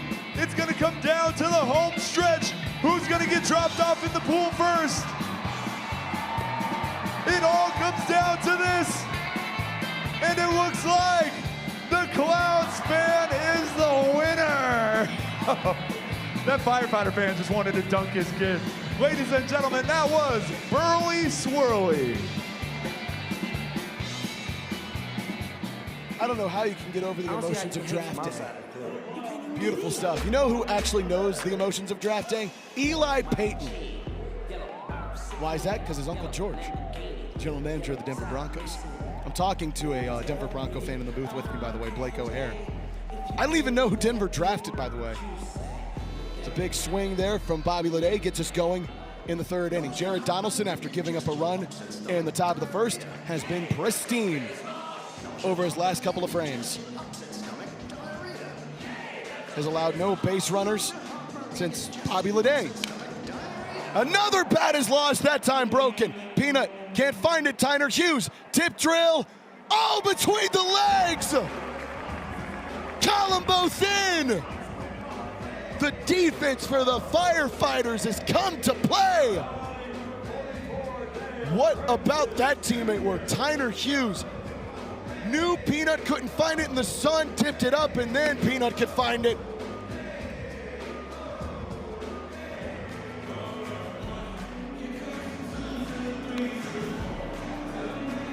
Also, there are pieces of wood flying all over this ballpark right now. Broken bat for Bobby Lede. Tyner Hughes lost one just out of his hands. That is a beautiful mover there from Jared Donaldson. Just a little high. 1-1 count. Swing and miss from Dale Francis, and that is now 9 batters retired in a row for Donnie.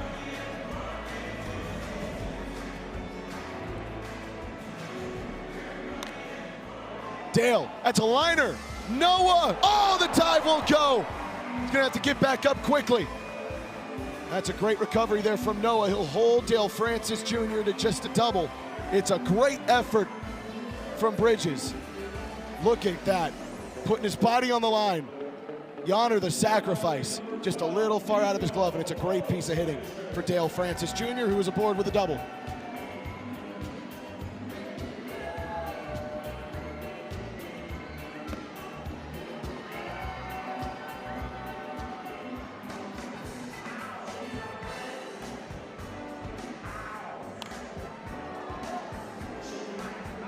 So it's Nico Holsizer who steps on in. With a runner on base, that is dangerous territory, as the Firefighters have unfortunately had to find out a couple different times this weekend.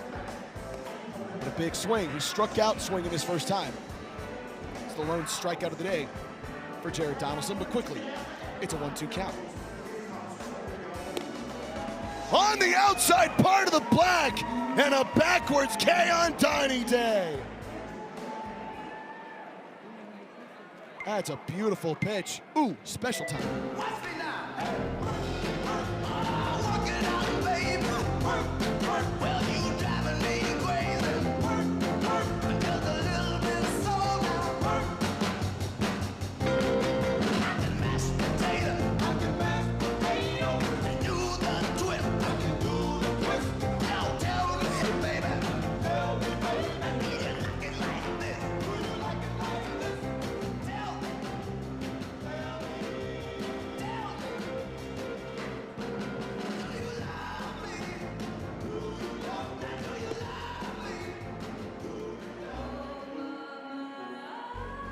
Chris Burgess, after he walks up with something beautiful, puts one into the backstop.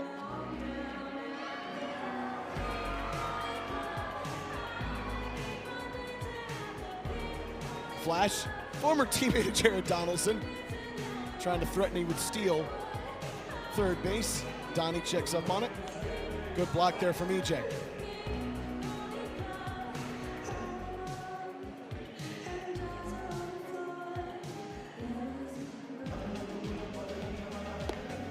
Donnie trying to get that one framed in, wouldn't there. 2-2 count. Could strand the runner at second with something productive.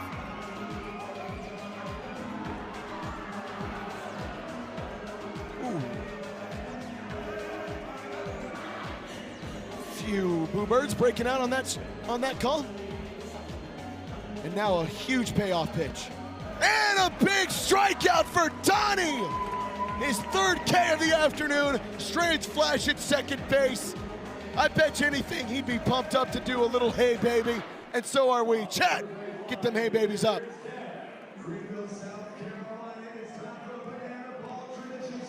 Need everybody to get on your feet. That's right, get on your feet and put your hands in the air, because right now, it's time for a little hey baby. You better be clapping those hands, Greenville. Okay, put your hands up in the air. Wave those arms.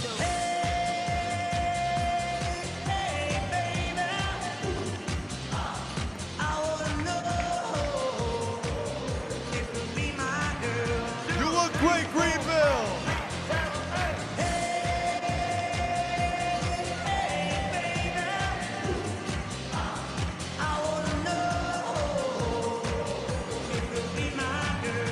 Time to get some steps in.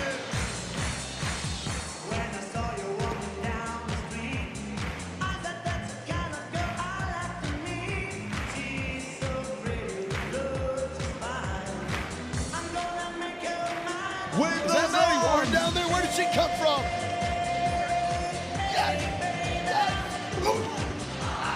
I wanna know. Oh my Lord, I'm losing my chords. If you'll be my girl. One more time. Wait, you wanna do this?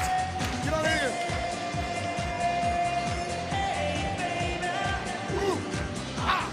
I wanna know. If you'll be my girl. Greenville, give yourselves a big round of I'm on the move. There you go. Hi, everyone.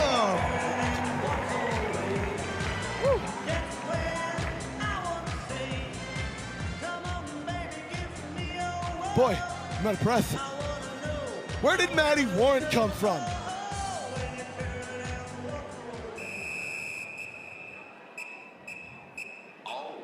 There's a lot of stuff going on here with Hey Baby as Nick Wilson comes out for his 4th inning on the job.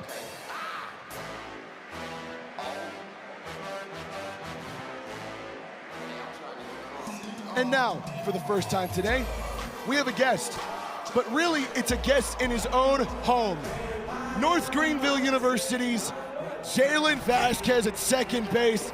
JV, what's up, my man? What was that like, being able to come on in with your college jersey and get that reaction? Oh man, that's awesome, dude. Just to come back to Greenville and rep NGU, and my head coach is here, Landon Powell, so I'm just happy to represent him tonight. Dalton Cornett, high into the sky. I don't even think Jackie Bradley Jr. has to waste that much energy. Never a doubt, baby. That guy's incredible, isn't he? Oh man, I mean, what a cool guy to be around, dude. What's the biggest piece of advice you've gotten from JBJ? One time we were in Anaheim, California, and I asked him, I was leading off, and I asked him, I said, what's it called? Well, I'm trying to think, I'm having a brain fart right now. No, you're also doing your job. I'm kind of interrupting you, so I do appreciate that. Another fly ball. Logan Lacey, Here we go. to the sun. Hey, Nico can't find it. Pop it. Now he does. Oh, he just brought it in the old-fashioned way. No, I asked Jackie, I said, you know, what do you have to do to be ready for your big league debut, and how do you prepare yourself in the mindset? And he said, just go up there and act like you own that pitcher, baby. Own him. See it to believe it. That's my motto now. See it to believe it. Now you got a new pitcher. What's it been like to have Monet Davis on y'all's team? I ain't gonna lie, bro. I saw her for the first time at FSU. You know, I told her that she's an icon for all the ladies out there. She really is. She is, man. And I watched her in my living room when she was at the Little League World Series. Yep. I mean, we're the same exact age, so I got to, get to know her a little bit more. And she's a very, very down-to-earth person, from Philly. So kudos to her for coming out here and showing the women that it's possible to do this with the men out here. I'll tell you what, something about the Philly women here in South Carolina, Dawn Staley and Monet Davis. Yeah. I'll tell you what, her stuff has gotten so nasty from when she was pitching as a teenager. I know that's hard to believe. Hey, man, she still got it, though. She still got it. She's, I think she's working on some split pitch. I seen that she did in Charleston, so it looks pretty good. 2 out of the last 3 weeks, you've gotten to come back to South Carolina. A couple of weekends ago against the Coconuts, it was in your hometown of Charleston, South Carolina. Awesome. I have to imagine that this has been the weekend you've circled on your calendar for so long. Oh, most definitely. Both Charleston and Greenville was definitely on my calendar, and I was super stoked to come out here and put a show on for the fans. What kind of memories come back from coming back to Greenville and playing at NGU? Coming here, I was looking for an opportunity, and Landon Powell is that guy. He's going to give you a chance to play on the field and show him what you got. We got a chance to go back to the College World Series in 23 because they won in 22. Yep. So kudos to them for getting that job done. And you played a couple of years at South Carolina before coming on into NGU, so you've really just been born and bred in the Palmetto State. That's a ball four sprint. Get your cardio in here real quick, JV. Here, real quick. Nobody, we're good. Hey, you had cut out. Somebody talked over you. That's okay. A lot of people like to talk over me, JV. That's messed up, man. That's messed up. I got you. Hey, what's the best thing you've ever heard Fisher Polydorov say to you? Honestly, bro, it's too much to even like fathom, bro. He's always in character on and off the field, and you know, he's a cool guy to be around. He's very young. We got a lot to learn, but it's a blessing to have him on the team, and you know, just for him to be himself. You know, everybody get to be himself out here. You can absolutely do that. Yeah. A couple of weekends ago, home run in Montgomery, Alabama to beat the Firefighters. You were juiced up, and then actually Friday night, you had a 2 RBI single and you fell to your knees. Yeah. Which one did you appreciate the most? The one that I fell to my knees, I'm not gonna lie, I was so due for a hit, man. I was putting the ball in play, and the baseball guys was not helping me out at all. But that one in Montgomery, man, that has to stand out above most of them, right? Yeah, I mean, that's unheard. Right here, two. All right, KB long way, here we go. Look at that. Yeah. But, Jalen Vasquez. I appreciate you guys having me, but the Montgomery homer was pretty cool because, you know, not everybody could hit a foul ball homer and then hit another homer right after, but it was awesome, man. It was awesome. JV, you're the man. Hey, welcome back guys. home. Thanks for doing pretty this, brother. Cool stuff. We're clowning around on the field. Thanks, JV. All right, fans, here at the Baseball Circus, we like to do things a little bit differently. So we've got a game of musical chairs like you quite haven't seen before, all right? The rules are simple. These 4 fellas are gonna spin around on their bats and get as dizzy as they can until the music stops. Once that music stops, they're gonna run out to these chairs that they see and grab a seat as fast as they can. We're gonna go one by one until there's one clown standing. We like to call this one clowning around. Fellas, foreheads down on those bats. DJ, hit it. And they're off, ladies and gentlemen. Spin, spin, spin. Come on, dizzy it on up. Come on, clowns. All right, oh, music stop, here we go. Find a chair. Oh, and that was a little too easy. All right, we want contestant eliminated. Let's set it up for round 2. DJ, we're ready. Boys, spin, spin, spin. Come on, we gotta spin faster than that. Come on, spin, spin. That music's gonna, and he grabs it.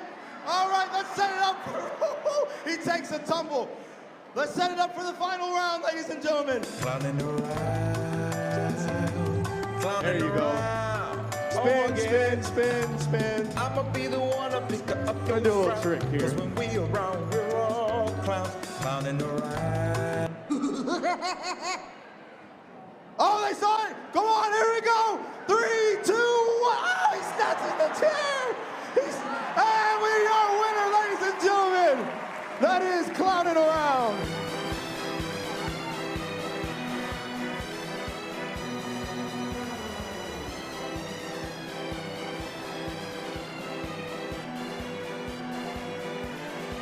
Some clowns with some very large thighs, to say the least, just wrestled for some chairs. Intriguing, to say the least. If you're just joining us, Firefighters up 2-0 as Jared Donaldson coming out for his 5th inning of work. Longest he has gone in the Firefighter uniform. And by the way, well, you know what? I'm going to save this for the end of the game. Somebody remind me to give you a stat at the end of the game as Eli Payton smokes one right back up the middle. It'll be a base knock.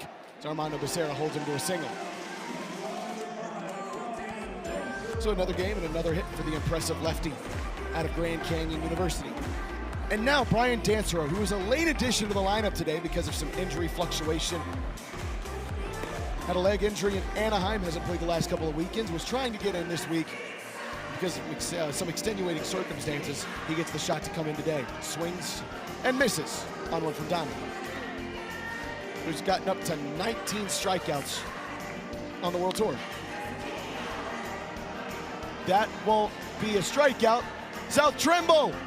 Oh, the Magic Man with the magic catch. Breaks out that top hat and slides to his knees for a trick play. Call it in.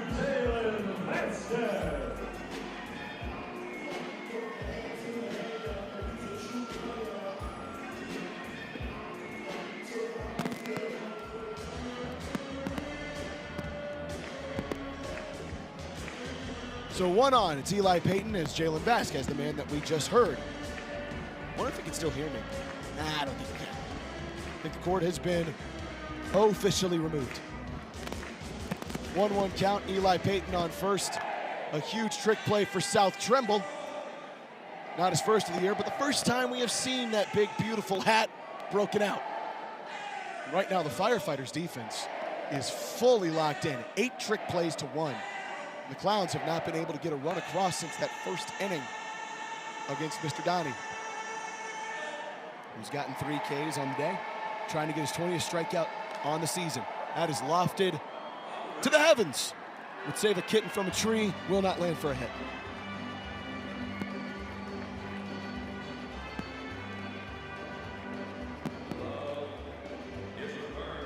Eli getting a nice little lead on first. EJ trying to frame it up, won't go, and it's a 3-2 count. Ball 4 spread on the table. Donnie has had a shoe untied. No harm, no foul. Payoff pitch. Screamer down the line, foul. Over to Matt Wolf's barrel. Haven't seen one land in the barrel yet. If it does, I want to be here for that. Especially because I was in the barrel last year. I want to know what I would have had to go through. And it's a ball 4 sprint. Donnie really wanting that one. Eli gets over to third. Donnie at this point starting to laugh. Wasn't a fan of that call. It looked mighty good, but Andrew Gerard says, nope, it's a ball 4 sprint. So there are runners on the corners with just 1 away. A double play would do Donnie extra good. And that one does touch the outside part of the black. Strike 1. KP shaking his head now. See, this is the tough part of being an umpire. 50% of the lineup likes you, 50% hates you. Lacey! That was a liner right back to him. Throw over to first, JV back in time. That was an absolute dart.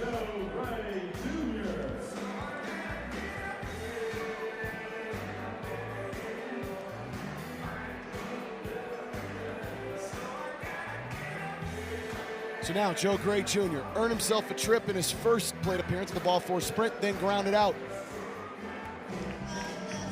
in his second. With runners on the corners, a couple have already been stranded here for the Clowns today. Donnie wants to strand a few more, and that's a great looking pitch there to do it.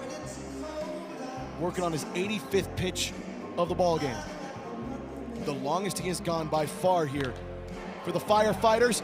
Over to South, does he have a beat on it? Tip drill right to himself, and a trick play is going to end the frame. 2 in the inning for Smoke, and Donnie strands 2 more on the corners, and the Firefighters keep the Clowns off the board again. Big time work from Smoke in right field. The fire line is coming out to play the drums, but that was an absolute beauty from South Tremble.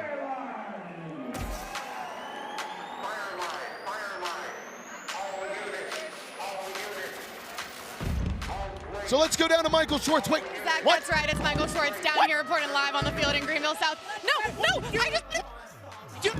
Bo, get her away! Gosh, get her away. Hey, South, I'm trying to do my job here. First pick in the overall draft. You proved it out in the field just now in that inning. How did that feel to be the first selection? You know, it's just like a dream. You dream as a kid growing up your entire life. It's all the hard work, dedication, sacrifice you make. I was just proud. I had Mama Maxwell and Papa Mr. Electric with me to hug me. And it's one of those, like, you know, those visions, there's moments where you're flying. It's okay, you know? it's okay. Tears. I know. Are you crying? I put on these sunglasses to block it, but I was waterfalls earlier. Congratulations. Thank you. I love you. Get over there. I love you too. What a moment. Here, real quick. Hey, Joe Lytle, perfect sit. How's it going? Great.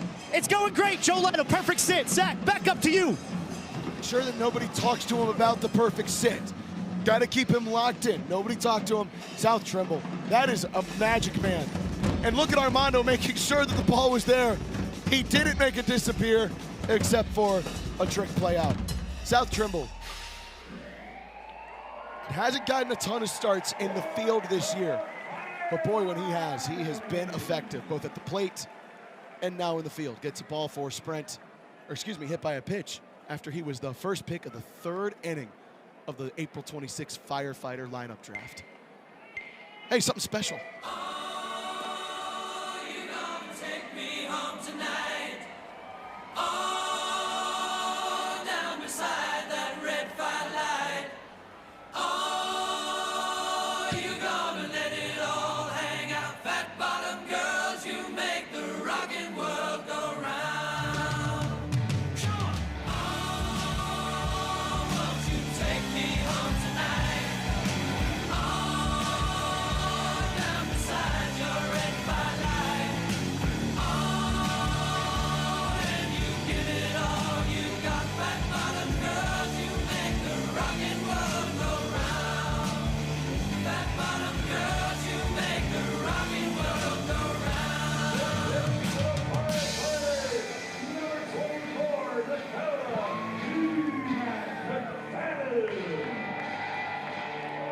how do you not break out to that one? Fat Bottom Girls by Queen is the song for Dakota McFadden, the OG firefighter.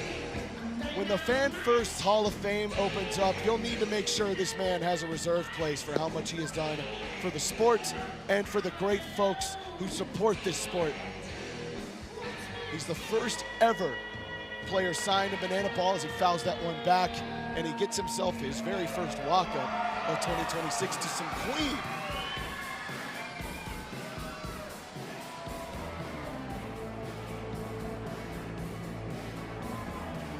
Also, he is pinch hitting for Caden Green.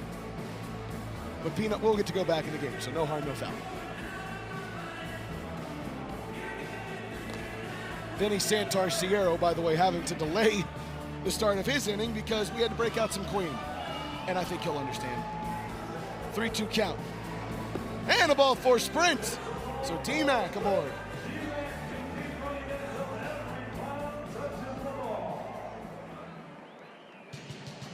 How about that? The OG, as Ron Franklin calls him, Bo Diesel, earns himself a ball for sprint. That guy just continues to put himself in pristine position to get on base. 429 OBP coming into today. That'll take a little leap. And he'll stay in to run the bases. Armando Becerra, our surefire center fielder, comes strolling on in. He earned himself a ball for sprint. He is a master of that. The next one will be the team leader with 9. He wanted to earn it with the stick there.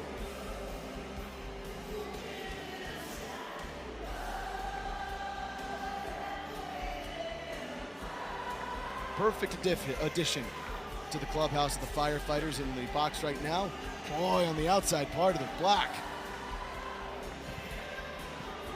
Just an update, Caden Green is now on to first, so he's back in his lineup position. Good eye from Mondo. Took a pitch over there earlier that was a strike, stays with it.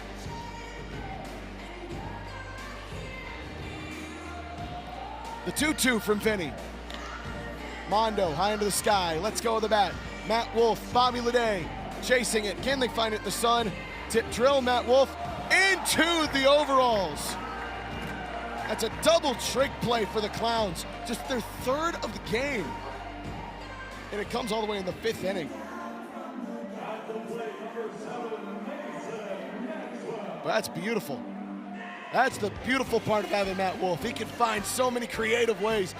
Look at that, by the way. He had to squeeze that near the midsection to assure it didn't fall out of his shorts. Inside, that just.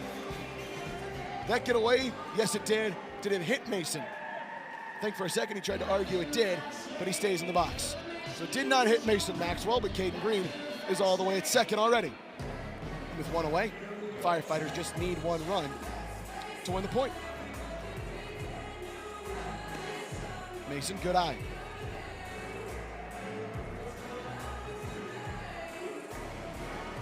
Mason, a 429 OBP coming into the day as well. He's had a patient AB. That one floats into the sky. 12 hits on his young season. Going into the Banana Ball Open, he had at least 2 hits, maybe more, in 4 of his last 6 games. And his first homer of the year coming in Albuquerque. And a ball for sprint here would do the job. That might do it as well. Lobs it into right field. Joe Gray will hold Peanut at third, but Mason is aboard with his first hit on the game.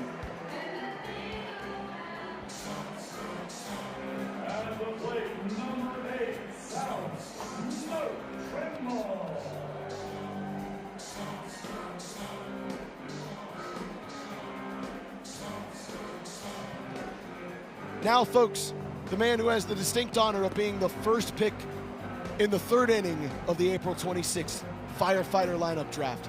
South Trimble, we just saw him turn a couple of trick plays in the top half of the frame. He could win it right here.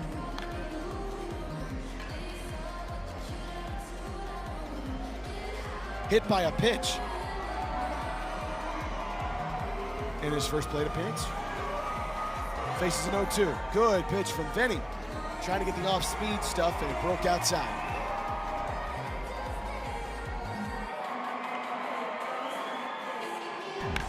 South into right field. Knocks it the opposite way, and that'll win the frame. An RBI single for the Magic Man, and the Firefighters are going crazy here in Greenville. They lead it 3-0 going into the 5th. Blake Morgan now with the bottle opener.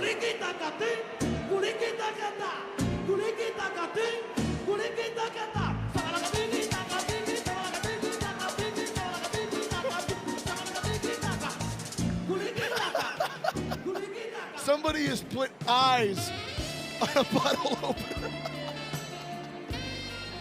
Blake Morgan is having the time of his life. The first base side, here's put the 3rd point of the game on Ladies the field and gentlemen, for the Banana Firefighters. Ball, we love, and right now we're gonna put that to the test with a good old-fashioned kiss-off. We have 3 couples, they're gonna kiss each other, and the crowd here in Greenville is going to determine who the winner is of the kiss-off. Couple number 1, what are your names? Jay and Sylvie. And how long have you two been together? 1 year. 1 year, okay. Barely new. Let's see what you got. Little heel pop. That was cute. That was cute. I love your fire shirt. Couple number 2. What are your names? Bill and Melissa. Bill and Melissa. How long have you two been together? 24 years. 24 years, all right. A little more experience. Take it away. Oh, cute little dip. The crowd liked it. And last but not least, couple number 3. What are your names? We are Tom and Cindy. Tom and Cindy. How long have you two been together? 43 years. 43 years. Whoa. Oh, the hat's going on backwards. You guys got some experience. Take us home.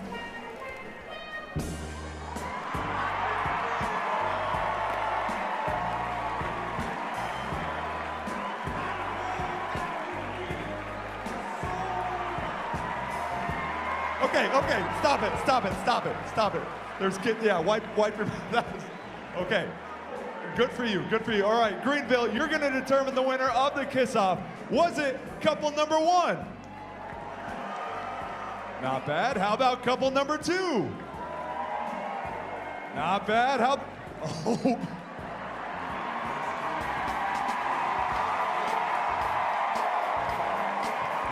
Stop, please, stop. Greenville is the winner of the kiss-off. Couple number 3. We have a winner. Great job to all our amazing couples, and I bet you guys are gonna have a good time tonight. That is a couple who has never taken the advice of get a room seriously. Brian Trepanier, BK, is up for work. First time we've seen him since Scottsdale, Arizona, nearly a month ago. The former Texas tailgater strolled in for his 3rd inning of work. I think I said strolled in, by the way. I meant to say strides in. Easy for me to say. He goes up against JBJ. Jackie into the sky and out of here.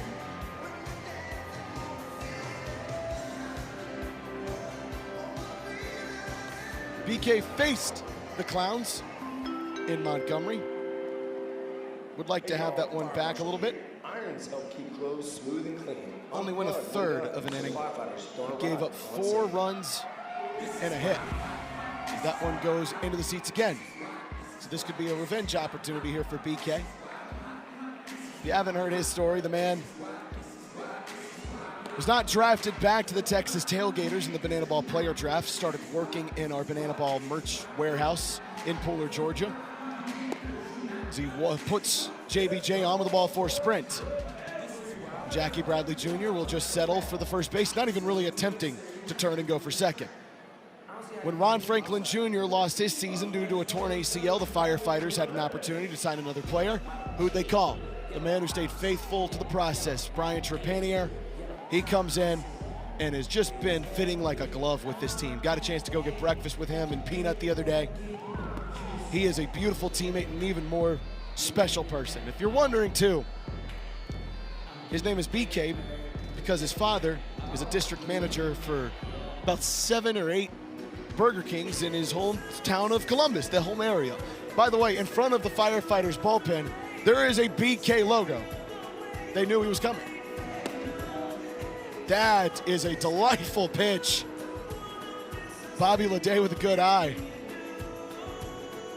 1-2 count. Fouled back.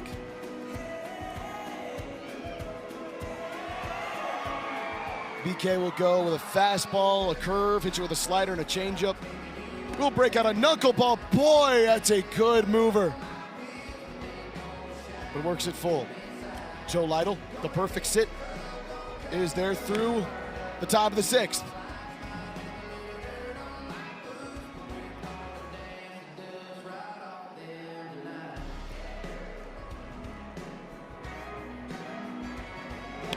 Leday fights that one off into right field. South couldn't get to it.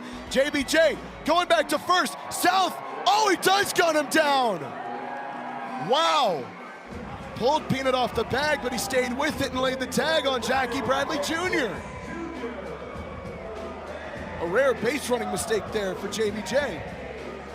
And so that will go down as a fielder's choice. What a tag there from Peanut.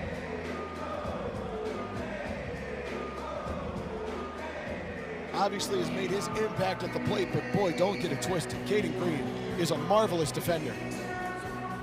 2-0 count for Dale Francis, who has gotten on the bases here with a double in the first frame. That will not do the job there. It's a 2-1 count. Dale played at Erskine College for a couple of years for Mark Crocco, played a couple of games in a floor field there. Tag up, unsuccessful. Full time in the DH slot while the Clowns are going through some injuries. Boy, he's got an opportunity to really earn his everyday lineup card here. With a 3-1 count, this could really help him.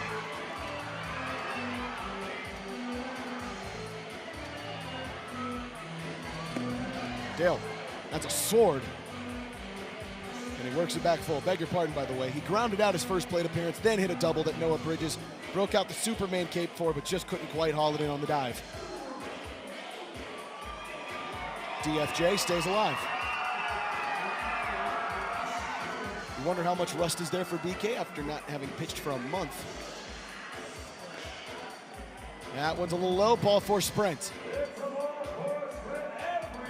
So Bobby Leday is all the way over to third. Dale stays at first.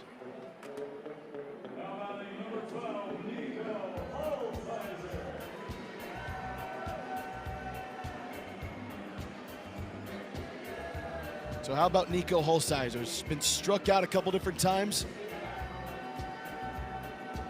by Jared Donaldson. Can he tag up BK, or does the newest firefighter pitcher have a little something for him? Flash is over at first as the designated runner, and he takes off. EJ throws down. Flash in the pickle. Bobby Leday coming home, and the throw is off target. And Flash has come all the way around third. He's coming home, and that was ill-advised because Brian Trepanier slides in for the tag, but Eric Fox wants a challenge. Mason trying his darndest to make the throw home. It goes by EJ, so one run is across. Now we have to see if a second one comes across. Trepanier sliding in. The tag is there. I don't see if he placed his hand at home before that. At least not from that angle. This is a good one. BK lost his footing. Tag, yep. I think that one's gonna stand. In fact, I think it probably should be confirmed. Does look like BK lays it in there. Boy, that's an athletic play, by the way, to fall all the way back there, still apply the tag.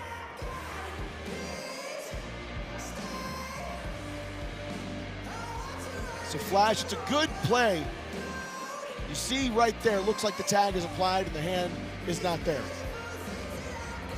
We'll wait for the officials to watch this a couple different times and make their ruling. But it does look like to me that this call is going to stand. BK pretty emphatic on the mound.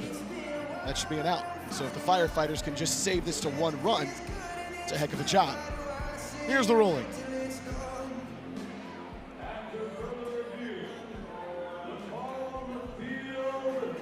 Stands. The runner is out. And it's a stand. Andrew Gerard breaks out a fist pump behind the dish.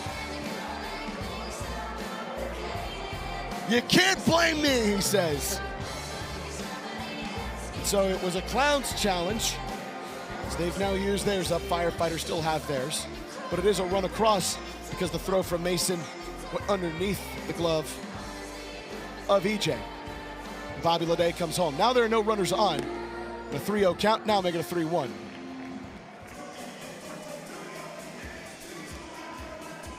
Couple of ball four sprints have been issued. A big swing from Nico. Boy, if the Clowns only get 1 run here, the Firefighters might have to consider themselves lucky. It's easy damage that they can get out of, and that's a trio of Ks. Break out that hip shuffle, BK. Putting the K into his nickname there. And it's just 1 run across for the Indianapolis Clowns. Firefighters have a little work to do, though, in the bottom half. Beautiful pitch. No choice but for Nico to offer. And look at that beautiful hip shuffle. Talk to me, BK. Good stuff. From the strikeouts to the defense. Trick plays here for the Firefighters. They lead it 9-3 as Blake Morgan is having fun. Peanut, beautiful play. Mason Maxwell has been on top of his game. Don't let that throw home fool you. The trick plays have been there galore. Maybe that's his best play. And then teammate helping teammate. Again, the Magic Man. What can you say? The Firefighters have denied the equalizer point every game so far this weekend against the Indianapolis Clowns. And remember the equalizer point, if the visiting team has more trick plays than the home team going into the final inning, they'll be awarded the extra point. And right now, it's a 9-3 disadvantage for the Clowns. So it appears the Firefighters have the leg up on there. Remember, if the home team has more, there's no equalizer point awarded at all. They just deny it. So really, the Clowns can only help themselves there. The Firefighters can only hurt the Clowns. Hello, Clark Gilmore. I hope he did break out that patented point to the camera. I was looking at some trick play stats. He was effective against the Firefighters in Montgomery. There it is. Hi, Clark. He did find the camera. He told me he found that trick out in a couple of his first games. Good for Clark. You know him as the trick pitcher out of Notre Dame. Noah makes nothing tricky about that. It's just foul.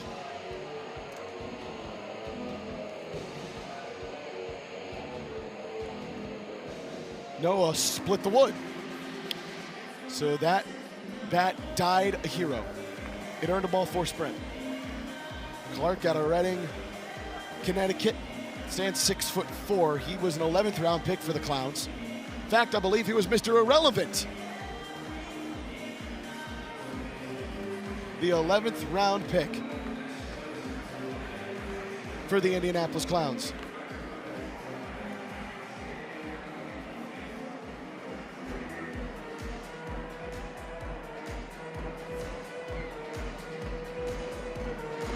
Noah staying alive, like the Bee Gees. Bryce Alexander is having a ball as the third base umpire in that luchador mask. Clark, Noah, down the right field line. He'll stay at first with a single. It's a good fielding job by Joe Gray Jr. Everybody stand up! Chief! Yeah!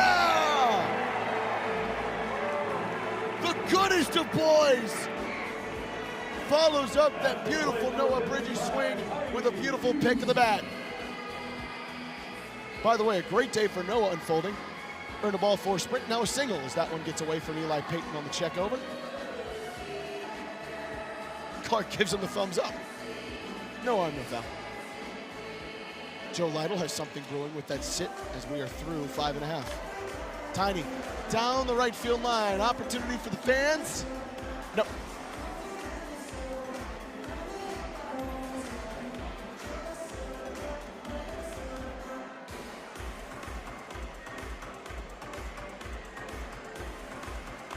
Tyner, Deep to left field. If it's fair, it's gone.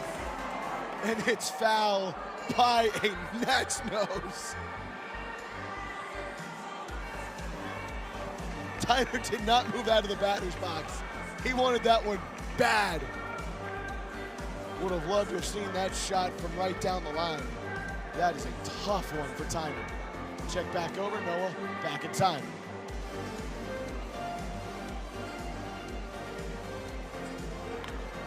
Noah off, hit and run.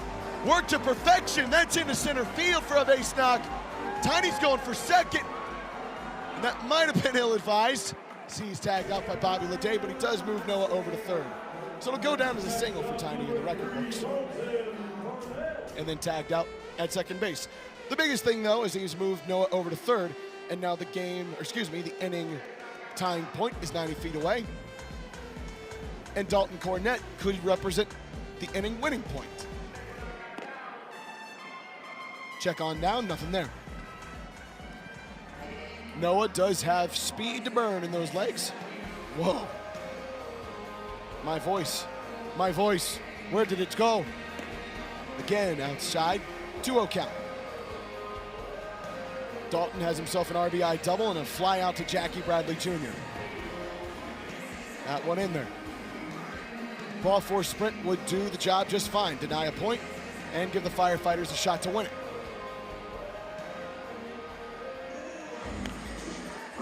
That won't do the job either, as that one goes off the roof and Clark almost caught up with the ricochet. Won't get it there.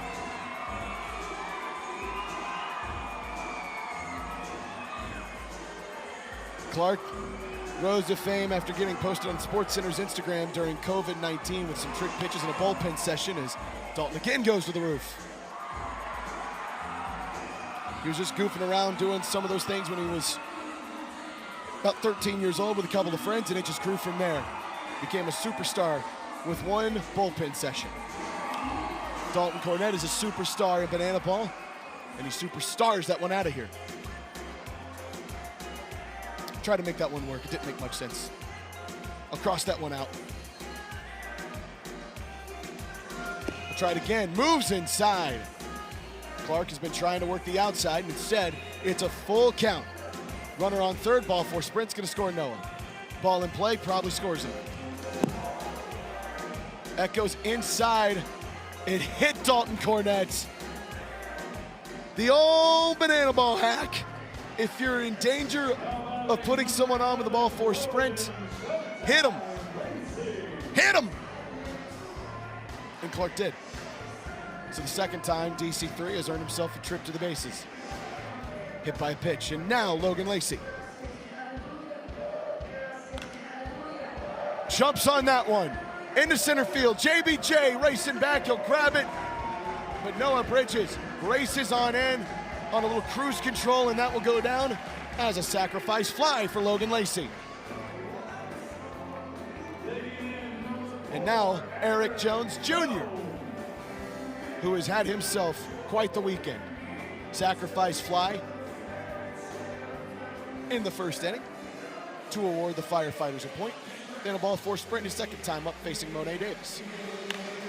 That one smoked into right center field. Will it land? Joe Gray Jr. watched it diving out onto the track. Foul, giving the wave around for DC3. Throw home, and he's out.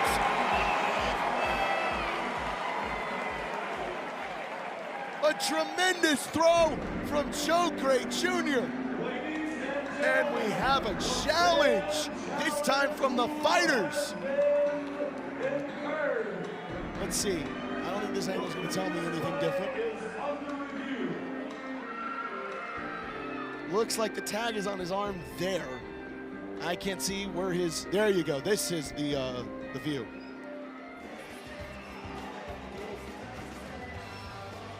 Oh my Lord, that is so close. I think that one's gonna stand, unfortunately, for the Firefighters. They'll deny the point, won't win the inning. Val Perez with the aggressive sin, and I do believe that was the right call, especially with Joe Gray diving out on the track to get it. It was a tough play to make. It's a great view, too. There's the tag, and the hand is right on there. Blake O'Hare, you can see it on your monitor too. There's the tag. It's bang, bang. I think Andrew Gerard got it right, but it's so tough. The call on the field is confirmed. So the runner is out at home plate. Doesn't just stand, it confirms it. So EJ will get a double. And he so badly wanted an RBI attached to it. Hey, here's Michael with the dreamiest boy, Noah Bridges. That's a big wall. That's a what? Oh, a big wall? That's a big wall. Yeah. Take a minute to just admire that wall. I'm a fan of architecture, so that's, you know, I'm marveling. Well, I'm a fan of yours and marveling your speed on the bases and in the field. You tried for that play out here. What'd you see? So I'm used to diving for balls like that in center field. That's actually the first time I've laid out full-fledged for a ball like that since I broke my leg. But in left field, it's got a different spin than in center. So I kind of picked that up. I think I got to work on those a little more, but it just kind of sunk away from me. I had the right angle. Last question. The Clowns barely made the Open, but now they're here competing. This just shows Banana Ball. Every team, you have to have that high intensity. Yeah. The Clowns are a great team. I've always said, as soon as they get like 30 games, 20, 30 games under their belt, I mean, that's all it takes, really, when you got talent like them. You just need some experience. But, you know, really, we love playing against them. They're good guys, and we have fun. We always have a good time with them. Noah Bridges, big fan of Banana Ball and architecture. And architecture. Well, from one Wilmington connection to another. The guy joining us on the mound is Marshall Schill. He doesn't have the connection to Wilmington. I just wanted to say hi, Marshall. But the guy at first base is the man that we call Double M, Mason Maxwell. How you doing, brother? First time you would have been on a mic with me. How you feeling down there? Good. I tried to get mic'd up last year in New York, and then it failed on me, you know, so. It seems like we're off to a more auspicious start here. Yeah, exactly. Hey, I think a lot of people in firefighter country are so proud of you with the way that you have handled yourself this season as Marshall Schill fires one in for a strike. 11th round pick.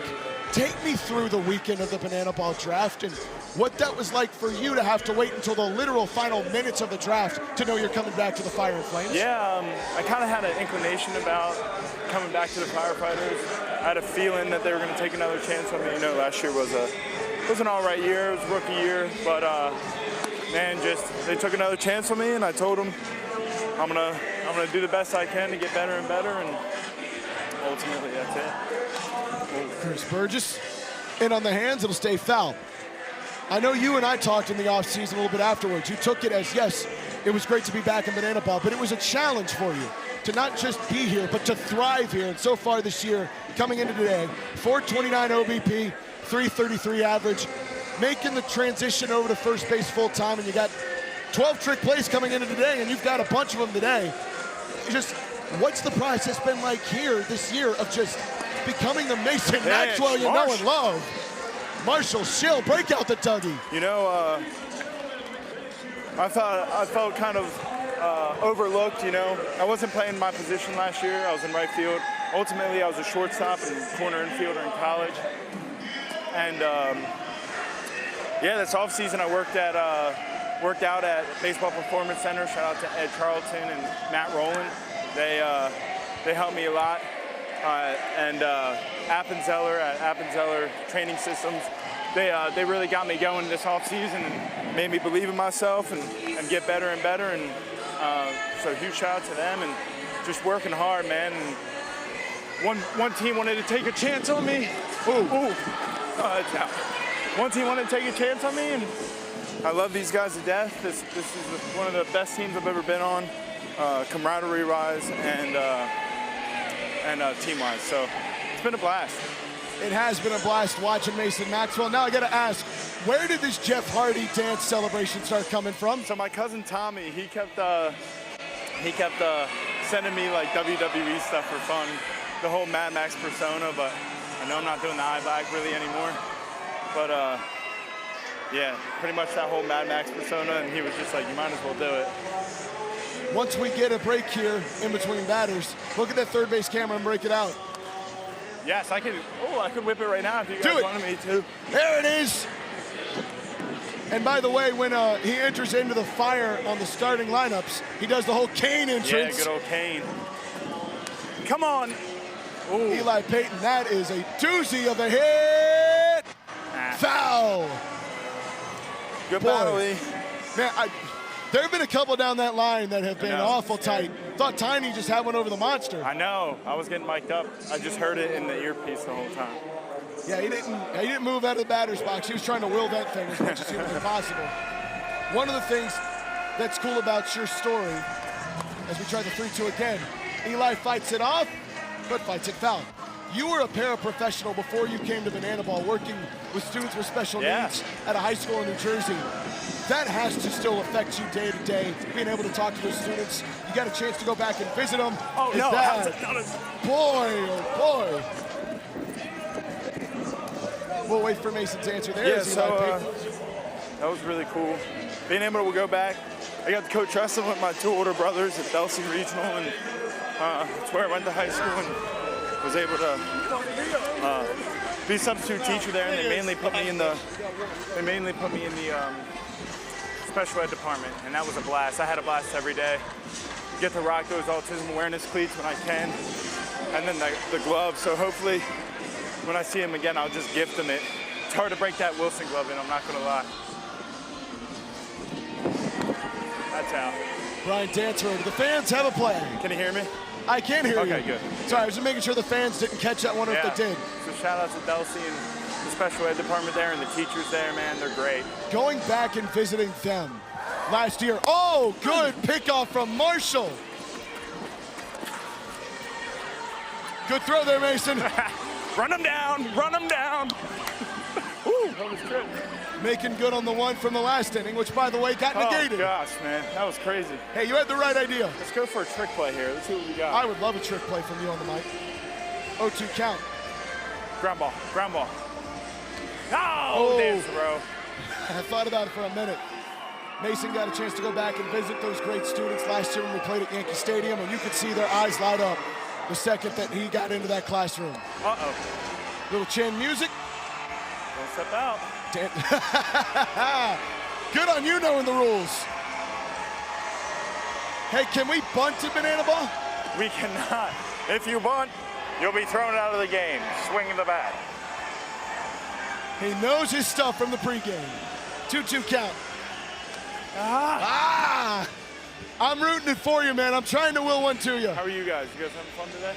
Heck yeah, man. I've almost lost my voice a couple different times. Offense is kicking, pitching's doing well. Donnie was really good after the first inning. We'll try this one more time. 3-2 count. Come on, Marsh. Mason already has a throw out here in the inning. Uh-oh. Brian Dancero. I don't think that's out. To the skies. That's out. It is out. Brian Dancero with a homer over the Greenville Monster. That's all right. That is A-OK. The man who didn't know if he was going to play about 3 hours before this game has the big popper. Good pitch, even better swing. That's the way it goes. By the way, we found out in spring training that Mason Maxwell can actually pitch a little bit. We can. We didn't know if I was going to throw out, I guess I'm an emergency guy, but you saw me throw a little bit earlier this week. Just having fun with it, man. His first spring training game, he's doing himself light work, folks. He struck out 2 and had 2 scoreless innings. I couldn't find a stat on him pitching in an actual game. And he comes in at spring training and shoves. When I played with Noah in Wilmington, I didn't play much. I was like a backup. So that I got with this kid that was on our team, Paxton Brown, or Paxton something. But Shout out to you, Paxton, wherever you are. He went to Brown University, really smart with pitching, so they let me pitch in like an exhibition game. I lit it up. I had a blast with that. So then I was just like, whatever, just trying to throw strikes. Is what it is. Here we go, 3 balls. So a 3-2 count. Give me something here, Jay. Massive payoff. No! Double trick!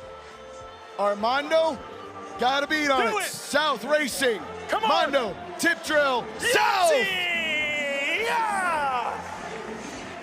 The Magic Man breaks out the hat again. That's how it's done. That's how it's done. Mason Maxwell, you're the man, brother. Thank you for doing this. Gotta go hit. Let's go get you a hit, man. Love Mason Maxwell. Double trick play for the Fires, but the Clowns are scored. Thanks, Mace. Gentlemen, here in Clowntown, we've got to have our soul. And so I went looking for 3 soul-singing grannies, and they're here today, and they're gonna all sing a classic. And we like to call this one, Grandma Got Soul. Granny, are you ready? Let's do it. DJ, hit it!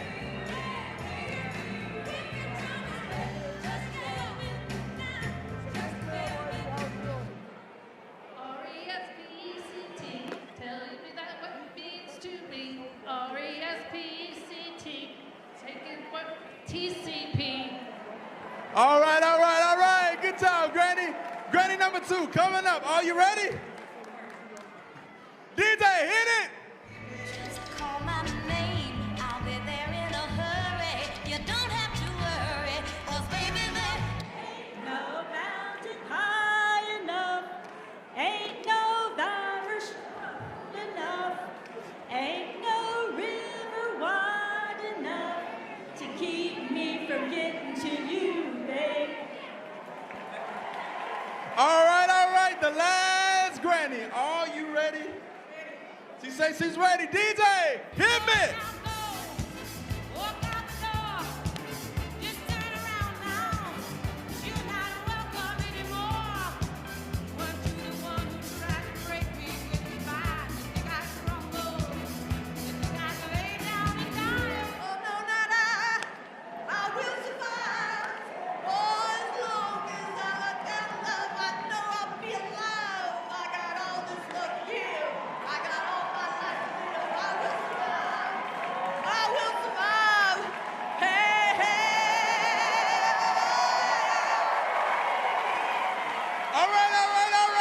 Now it's time for you, the fans, to decide who the winner is. Is it Granny number 1? Granny number 2? Or is it Granny number 3? Thank you, Grannies, and thank God for tuning in for Grandma Got Soul. Come on.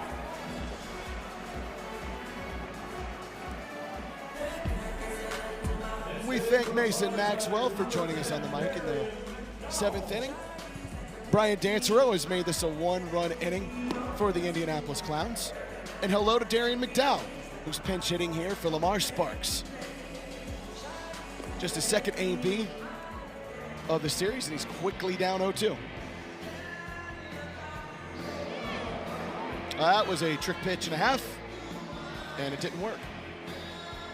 That's that patented behind the back knuckleball. Darian keeps that one foul but stays alive. Former 6th round pick of the San Diego Padres in the 2024 Major League Baseball draft.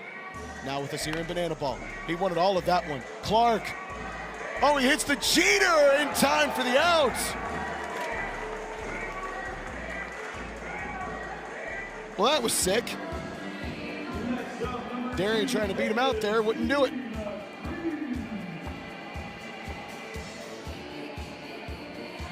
Man, that is a tough throw to make. Good stretch out there from Eli Payton.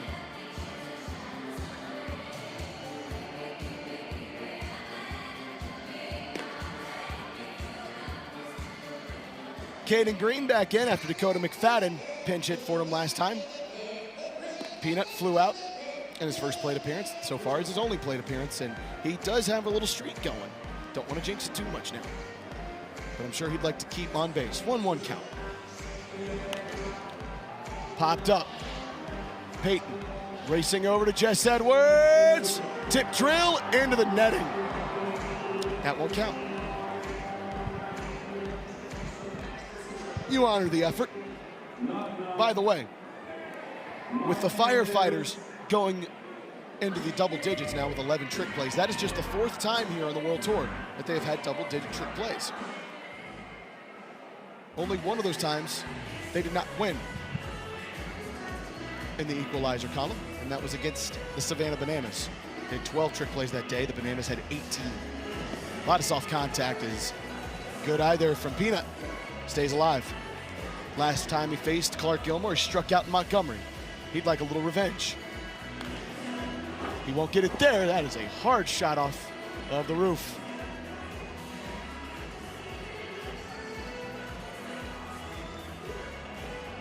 So we'll try this 2-2 dance one more time.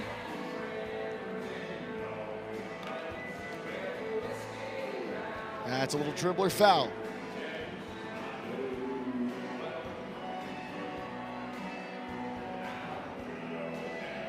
One more time into the dirt.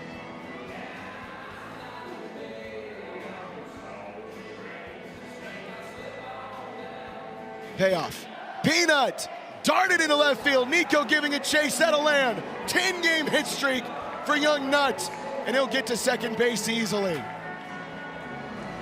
That dude is a machine. So is this guy, Chief.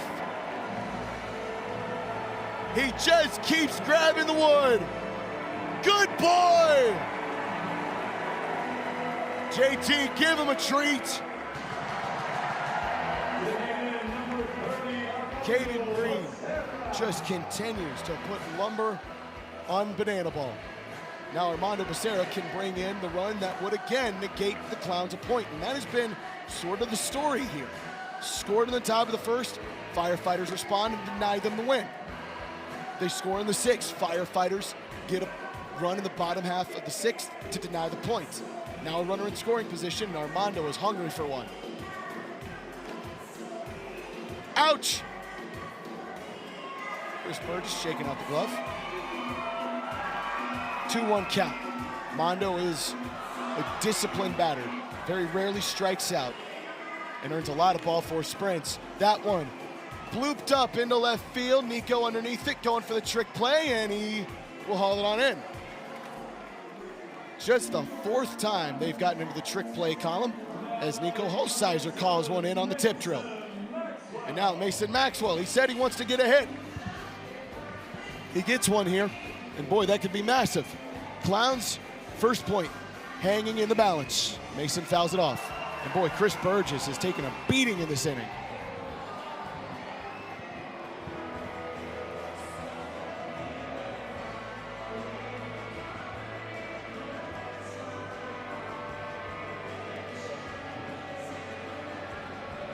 Lauk Smith, yes, matching runs is almost as important as getting one more run.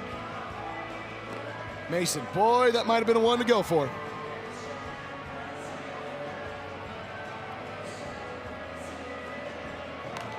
Mason, high into the sky. Leday, Nico, chasing it, Leday. Oh, Nico goes to the ground and secures the out. And the first point of the game for the Clowns. Last two outs of the inning go to Nico Holsizer. One on a tip drill and one right there.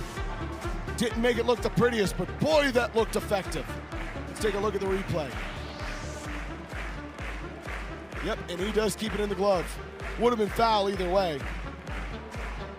But boy, Nico making up for a couple of Ks in the lineup with a couple of great plays in the field. And now, the reigning pitcher of the year, Ben Dum III. The silent silencer of the Firefighters. There is a reason he was awarded that accomplishment in 2025. You see his numbers here in 2026, still just as quick as he's ever been with a 334 MPI. A few more ball four sprints that he'd like to give up. That ERA a little indicative of some tough ones at the start of the year. But boy, over the last couple of weekends, he has shoved. He came in night one, got a punchy to end the eighth inning, and he broke out that patented chittering, gyrating fist pump that he does on the mound where his whole body freezes except for his fist and his face. If he breaks that out, you know Ben Dum just did something special. And he loads one right in there on a slider to KB. He takes the second pitch out to Mondo. Any more trick plays and the Firefighters are just gonna have this one in the bag as that one, call it in for Mondo. His second trick play of the afternoon is a tip drill right to himself and quickly one away.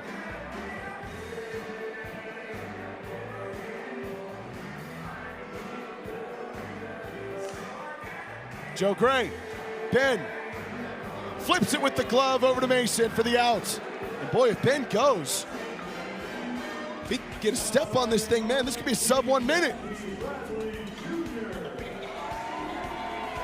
2 outs recorded in basically 35 seconds. Ben, get a move on! We're gonna tip past it. Darn it. He still has the opportunity to get the fastest inning the Firefighters have had this year. If this one goes their way, Ben gets called off. Lacey and Mason, miscommunication, and JBJ is aboard. We'll call that an infield single, as, boy, that sun is blaring down in the eyes of some of these Firefighters. Ben couldn't see it immediately. Mason and Logan couldn't get the communication right. So the man who walks up to the gap band, excuse me, that's JBJ who actually just walked up. And now the same exact thing. Do we have some better communication? Foul territory, EJ! Yes, sir, in a 1 minute, 35 second inning for Ben Dum III, who's put on the catcher's mask. Great play from Eric Jones Jr. right behind them fire launchers. That's a tough play to make, man, with the sun blaring down into your pupils. Keeps a scoreless frame up there for the Clowns. Hi, Michael Schwartz with Andrew Irvine. Hey, Andrew Irvine, the Iowa guy, getting on the mound here. What are we looking for? We got 3-1 right now, the late inning mentality. We're going to throw strikes. We're going to try and have a little velo behind it, throw the breakers late, get ahead, and see what we can do in these last few innings. Hey, why do you wear a pink glove? For my mom. My mom had breast cancer, and she beat it, so this is for her. Awesome. I love that. Awesome. Pitching with purpose. Zach, back out to you.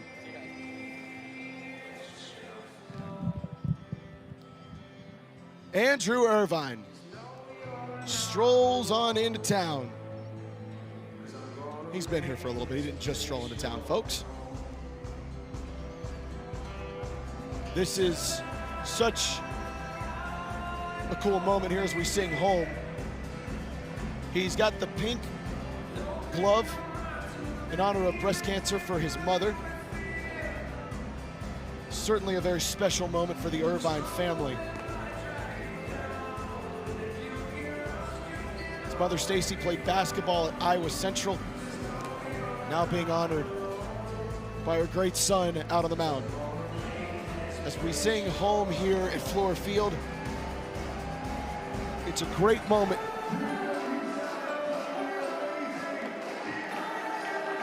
Here in Greenville.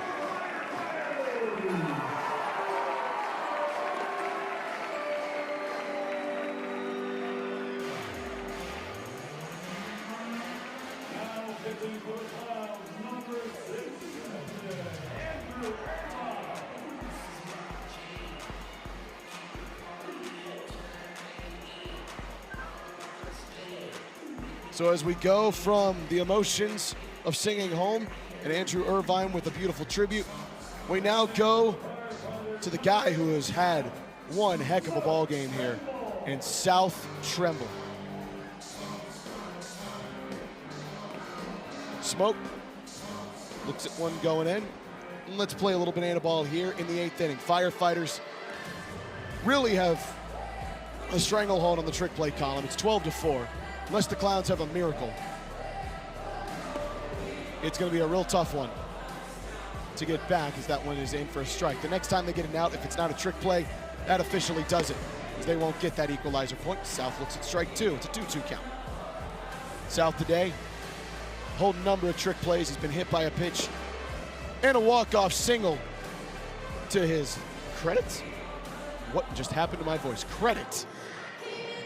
South, chin music, another ball force sprint is shootout, this time to Smoke. Usually a designated runner. You know he's smart on the base paths, so he'll just stay right at first.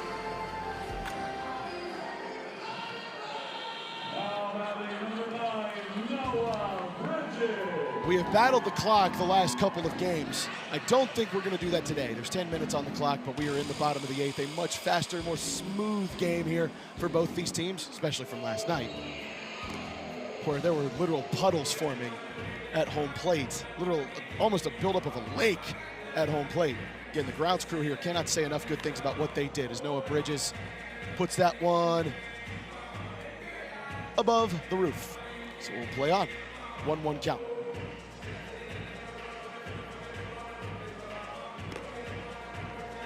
Noah steps a little bit away from home plate there and takes ball 2. South, by the way, hit by pitch. Walk-off single, ball 4 sprint. And then we'll count him here as Noah fouls one off again. He's got himself 3 trick plays on the day.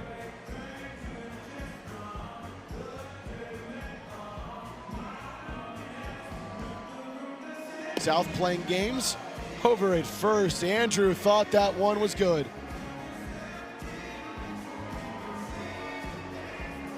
So it's full and a ball 4 sprint. Got out of the gates late. Noah is easily going to get to second. South will stay at third. So a 2-base ball 4 sprint. And by the way, we are seeing the first 3 picks of the 3rd inning of the Firefighter lineup draft here on April 26th.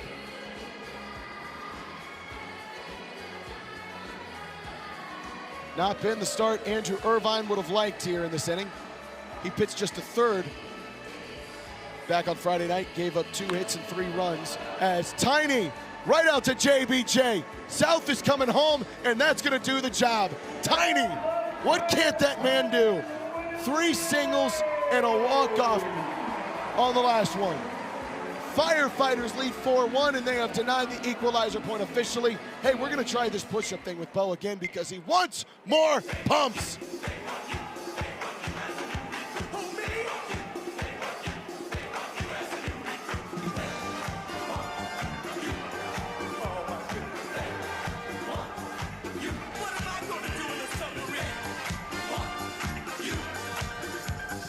Get after it, Bo. Get after it, Bo. That man went through literal fire in Scottsdale. You think some push-ups are going to give him any issue? We are in the final inning. The Firefighters lead at 4-1 in what has been a dominating performance today, both with the offense, but especially their defense. After a night where it was really tough to field with all the rain and monsoon, they have just done the job. 12 trick plays, great pitching from the likes of Jared Donaldson, Brian Trepanier, Ben Dumm, and Marshall Schill. And now the man who will close it out is about ready to give us something special.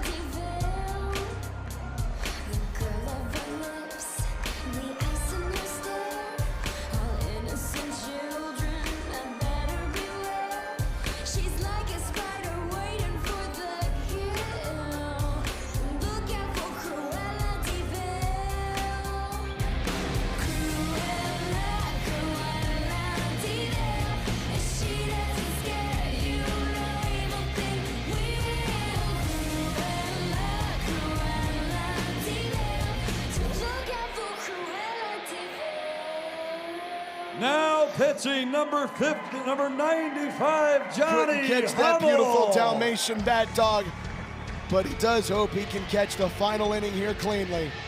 Stepping on the closer of the Fire and Flames, Mason Maxwell at first hitting the Jeff Hardy. Let's go. Johnny gonna quickly slip on that bandana and go to work. This is a dude, to say the very least, when he's on the mound. The man who we know as Lightning because of his infatuation with the movie Cars. You put him out there, you are asking for a guy to get a save.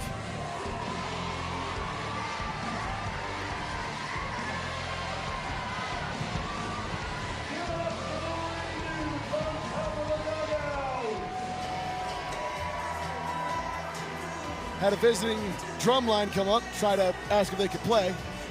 Sorry for that. Love those guys, but kind of doing a job here.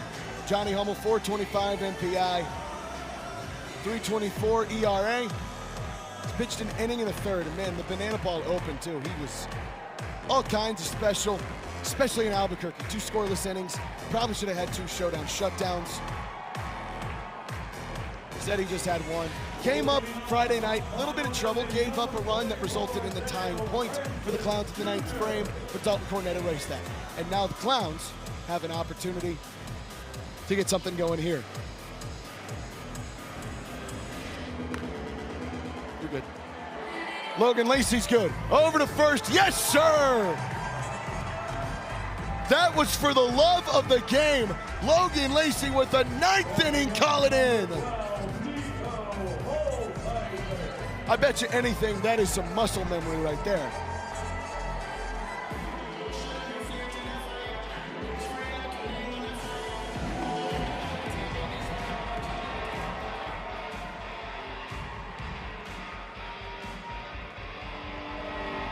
Nico swings for that one like he needed everything. 1-1 inside.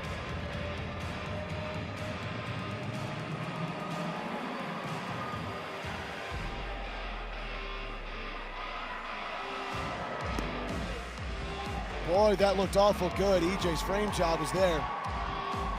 Johnny runs you a fastball, a slider, curve, little one-seam sinker every now and then, and a splitter. And he's worked that one into the sky. Mason Maxwell chasing it. Can he get to it? Oh, man, ran out of room. If the real estate would have worked out, that would have been something. But we'll make it a 3-2 count.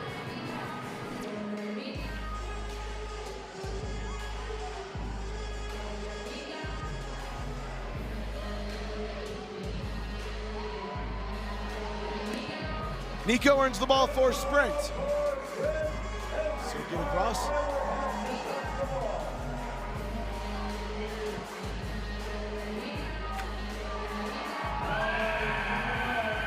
So right now the Firefighters with 3 points of room to play with. They have 13 trick plays to the 4 for the Clowns. There is no equalizer point that's going to be awarded here today, folks. Clock not an issue. Johnny's got an opportunity for a double play that can get him out of this one. Chris Burgess watches strike one go.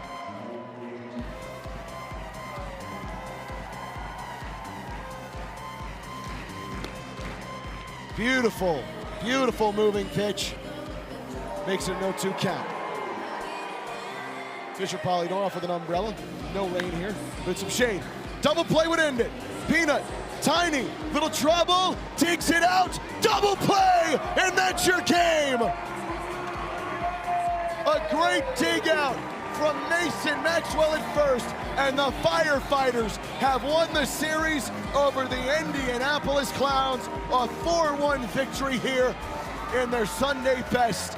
It's their 5th win in a row on the Sabbath. And oh, by the way, I told you, remind me about that stat I was going to tell you about earlier. Didn't want to jinx it, now I won't. They are 5-0 when they wear those beautiful red uniforms. A dominant performance for the Fire and Flames. Now, give me the fire!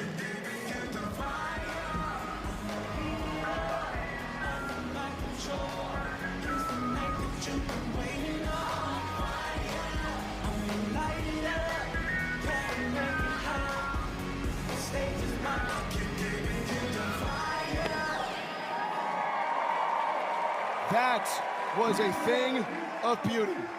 The Firefighters come out with intentions, with purpose, with aggression. And tonight they didn't need that gritty mentality that we've come to know and love from them. They just needed the way they play. A 4-1 victory for the Fire and Flames. Off the back of a 5-inning start from Jared Donaldson, who struck out 3, gave up 4 hits and 2 ball 4 sprints and just 1 run of damage today. He was sparkling on the mound. He'll get the winning point there for the pitchers. Nick Wilson takes the loss. But this was an excellent performance for Jared Donaldson, as it was for South Trimble. Michael Schwartz is with the Magic Man. Sal, guys, the Magic Man, 2 runs in this game. That was some heat, that was some magic in the outfield, and the first pick in the Firefighters April 26th draft. What a day. What is that? You know, just honored and grateful to be here with this team, with the Firefighters. You know, we work so hard each and every day to bring the fans a show, and we showed out this weekend. I have a question for you, a little philosophical. What's life? What's life? Life is the product of, I don't know, I didn't learn that in school. Okay. Last question. This comes from Banana Bowl Backstage. 12-year-old Kobe. What is your favorite TikTok dance or position? Ooh, favorite TikTok dance? It doesn't matter what the favorite TikTok dance. It doesn't matter. It doesn't matter. We'll see you next week.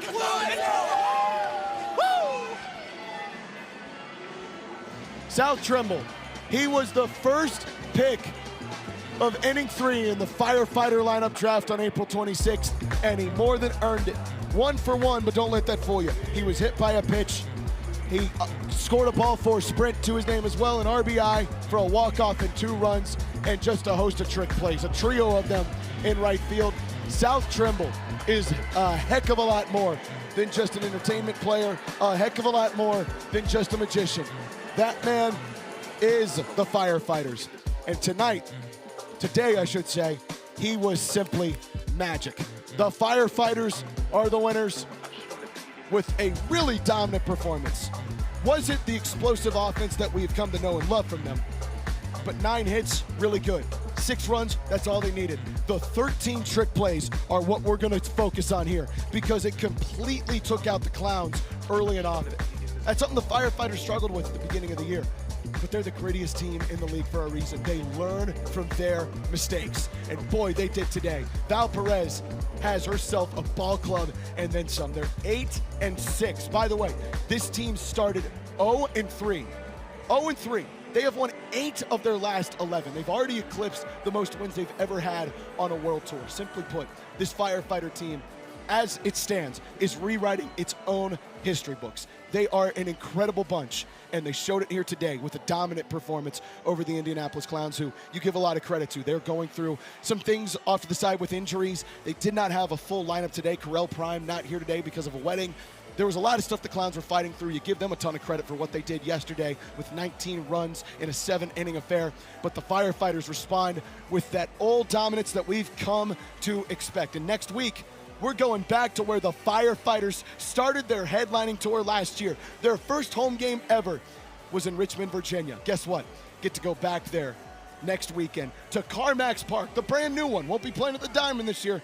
CarMax Park in Richmond. That'll be on Friday at 7 o'clock. You can catch that on the Firefighters YouTube page. And look, we got a couple other games going on. Coconuts and Party Animals in Las Vegas are still playing at Yankee Stadium. I believe the Coconuts and Tailgaters might have just wrapped up, or they're still playing actually in Amarillo. Time zones. What are they?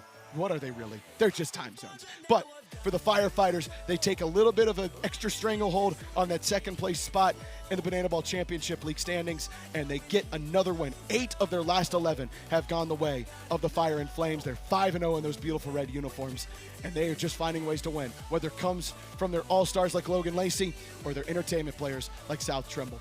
It has been a joy, a blast, a pleasure being with you here in the Palmetto State of Greenville, South Carolina at Fluor Field. 5,500 of our best friends pouring in today to see a beautiful game on a beautiful day. Our great crew led by the wonderful Chadwick Folkstead as the producer, our executive producer, Josh Richardson. The great director, Alex Gross, who has put up with a ton this week and has done a terrific job leading our great team. Our statistician is Blake O'Hare, the man calling the shots down on the field, the sheriff, Garrett DeClue. For Michael Schwartz and I think Maddie Warren still here somehow. For those two on the sidelines, I'm Zach Staten. We'll see you next week in the capital of the Commonwealth. The Firefighters take the series against the Clowns. We'll see you next weekend. Until then, remember, fire up, baby! Yes, sir. Fighters win. See you next week.